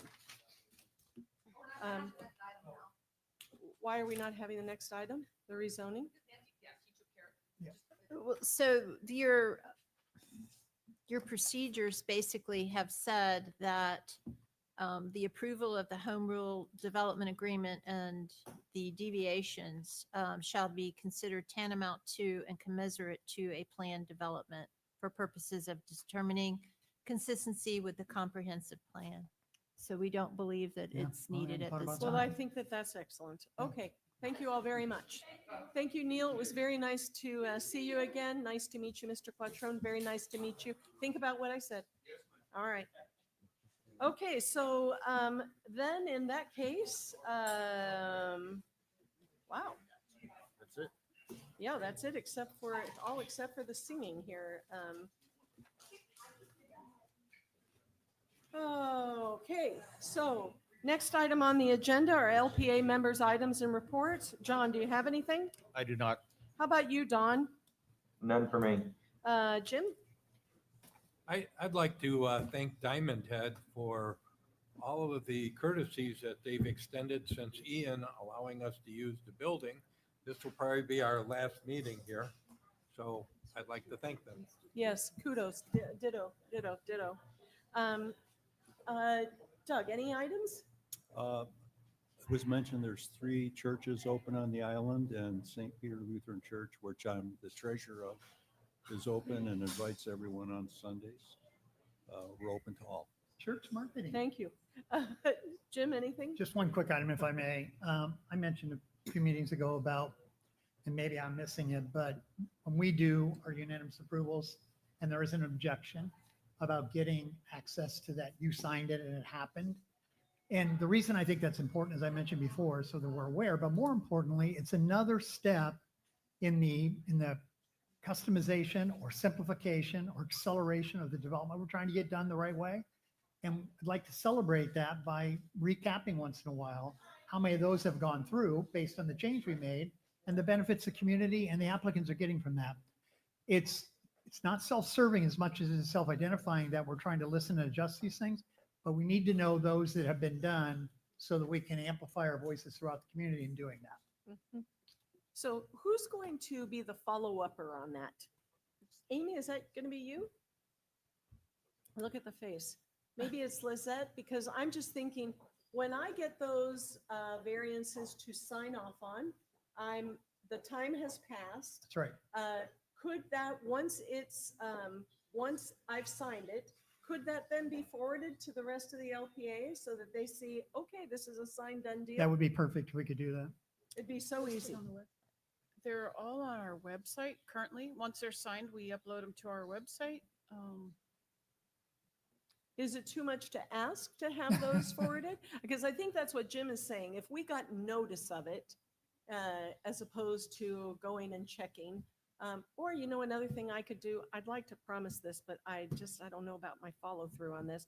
I could tell you at each meeting which ones I have I'd be happy signed. that just having the information so we pause, reflect, and celebrate on Yeah. what we're doing to try to move things more quickly on the Yeah. on the island. No anonymous giving is an important part of this component too. Yeah. We Yeah. did some things better. Let's celebrate. Yeah. Okay, Amy, I'll work with you on that. Because maybe I just make a list as it comes in. I make a list of what we've signed Chair's off. update. I've signed. Yeah, I was gonna say, it could be some sort of a report. yeah, All we need. yeah. Mhm. Okay. That's Anything all I else, have, Jim? Madam Chair. Thank you. Okay. I don't have anything. Nancy, do you have anything? No, I think I talked enough. Yep. You added a lot of value. Could- Jason or could- Jason, and go ahead, Jim. Sorry. I was going to see if we could get a preview of what's coming up in That's the next next. month. That's next on the agenda. Can we have a preview? Jason, don't be so disagreeable, Mr. Green. What's coming up next month? He's shaking his head like, no, I'm not. gonna I don't give you know. an That's a update." month away. More of us. More- Good. You should see impact fees next month, I think, Mhm. the study and a discussion of that. And there's something else next month. I can't remember. Oh yeah, maybe London Bay. London Oh, Bay just next No, month? no. So that timeline, I've been asked about that timeline for next month and all that. I'll get back to you on that timeline because we've had discussions with them and just trying to figure out the best timing of moving forward related Uh-huh. to their project and the comprehensive plan and some other things. Okay. There's also. Because I hear people call and say, I heard it's doing this, right? And so we'll get it scheduled out to administration, all that, so that everybody can be on the same page. Okay. There's also a project, Carlos Chavez's project in Times Square. Is that coming forward? And I also heard there's an update to the Island Hardware Store. Are those coming? Maybe in Those May. are coming. I can't confirm Okay. October, but they may be. All right, we'll just leave that open. But All right. there's the next couple months will be very busy schedules for you. Put Okay. it that way. So Jason, one Thank you. follow-up then on your impact fee. If there are materials that you would benefit from by us being briefed on thorough, I'm not talking about just the amendment, but things that they would help the conversation be more pertinent to adding value versus the learning curve that's going to happen from all of us, clearly include those in whatever packet, even if they look rudimentary to you Okay. or basic. We want to have a good, robust conversation to help get this done. Sure. And most of us have not had a lot of exposure with the creation of impact fees. So I think you can teach us about that for the conversation will be helpful. Well, so then let me answer that with, we have impact fees. Okay, the town charges impact fees and has charged impact fees for decades. This is a study which we're required by state law to do, to update and revise those every so often. So it's not it's because I keep hearing that comment It's or question. nothing It's new. not an introduction. Sure. It's a new evaluation. Those are the things. Your role as the LPA is essentially to help the town evaluate capital projects and things related to growth, right? As you make these decisions, it has impacts on growth, and that all ties back into impact fees ultimately. So remember those decisions, those things that we do along the way, and hopefully we'll be back on a system of you evaluating capital projects at some point in the near future every year kind of thing. Okay. And hopefully we'll be back on a 5-year CIP and things of that. There's lots of other things that have to be addressed, but Great. um, Okay. I think we're moving back towards normalcy. I guess is that the right Very word? good. A little bit. Very good. So also, I was recently asked a question from the town manager, finance, and deputy town manager about impact fees. And we have a very general memo that we put together for elected officials. So I'll circulate that to you. That'd be Very helpful. good. Thank you. Thank you. Okay, anything else from anyone? Motion adjourned? Thank you, Jim. Thank you. We stand adjourned at 1 PM, 12:50.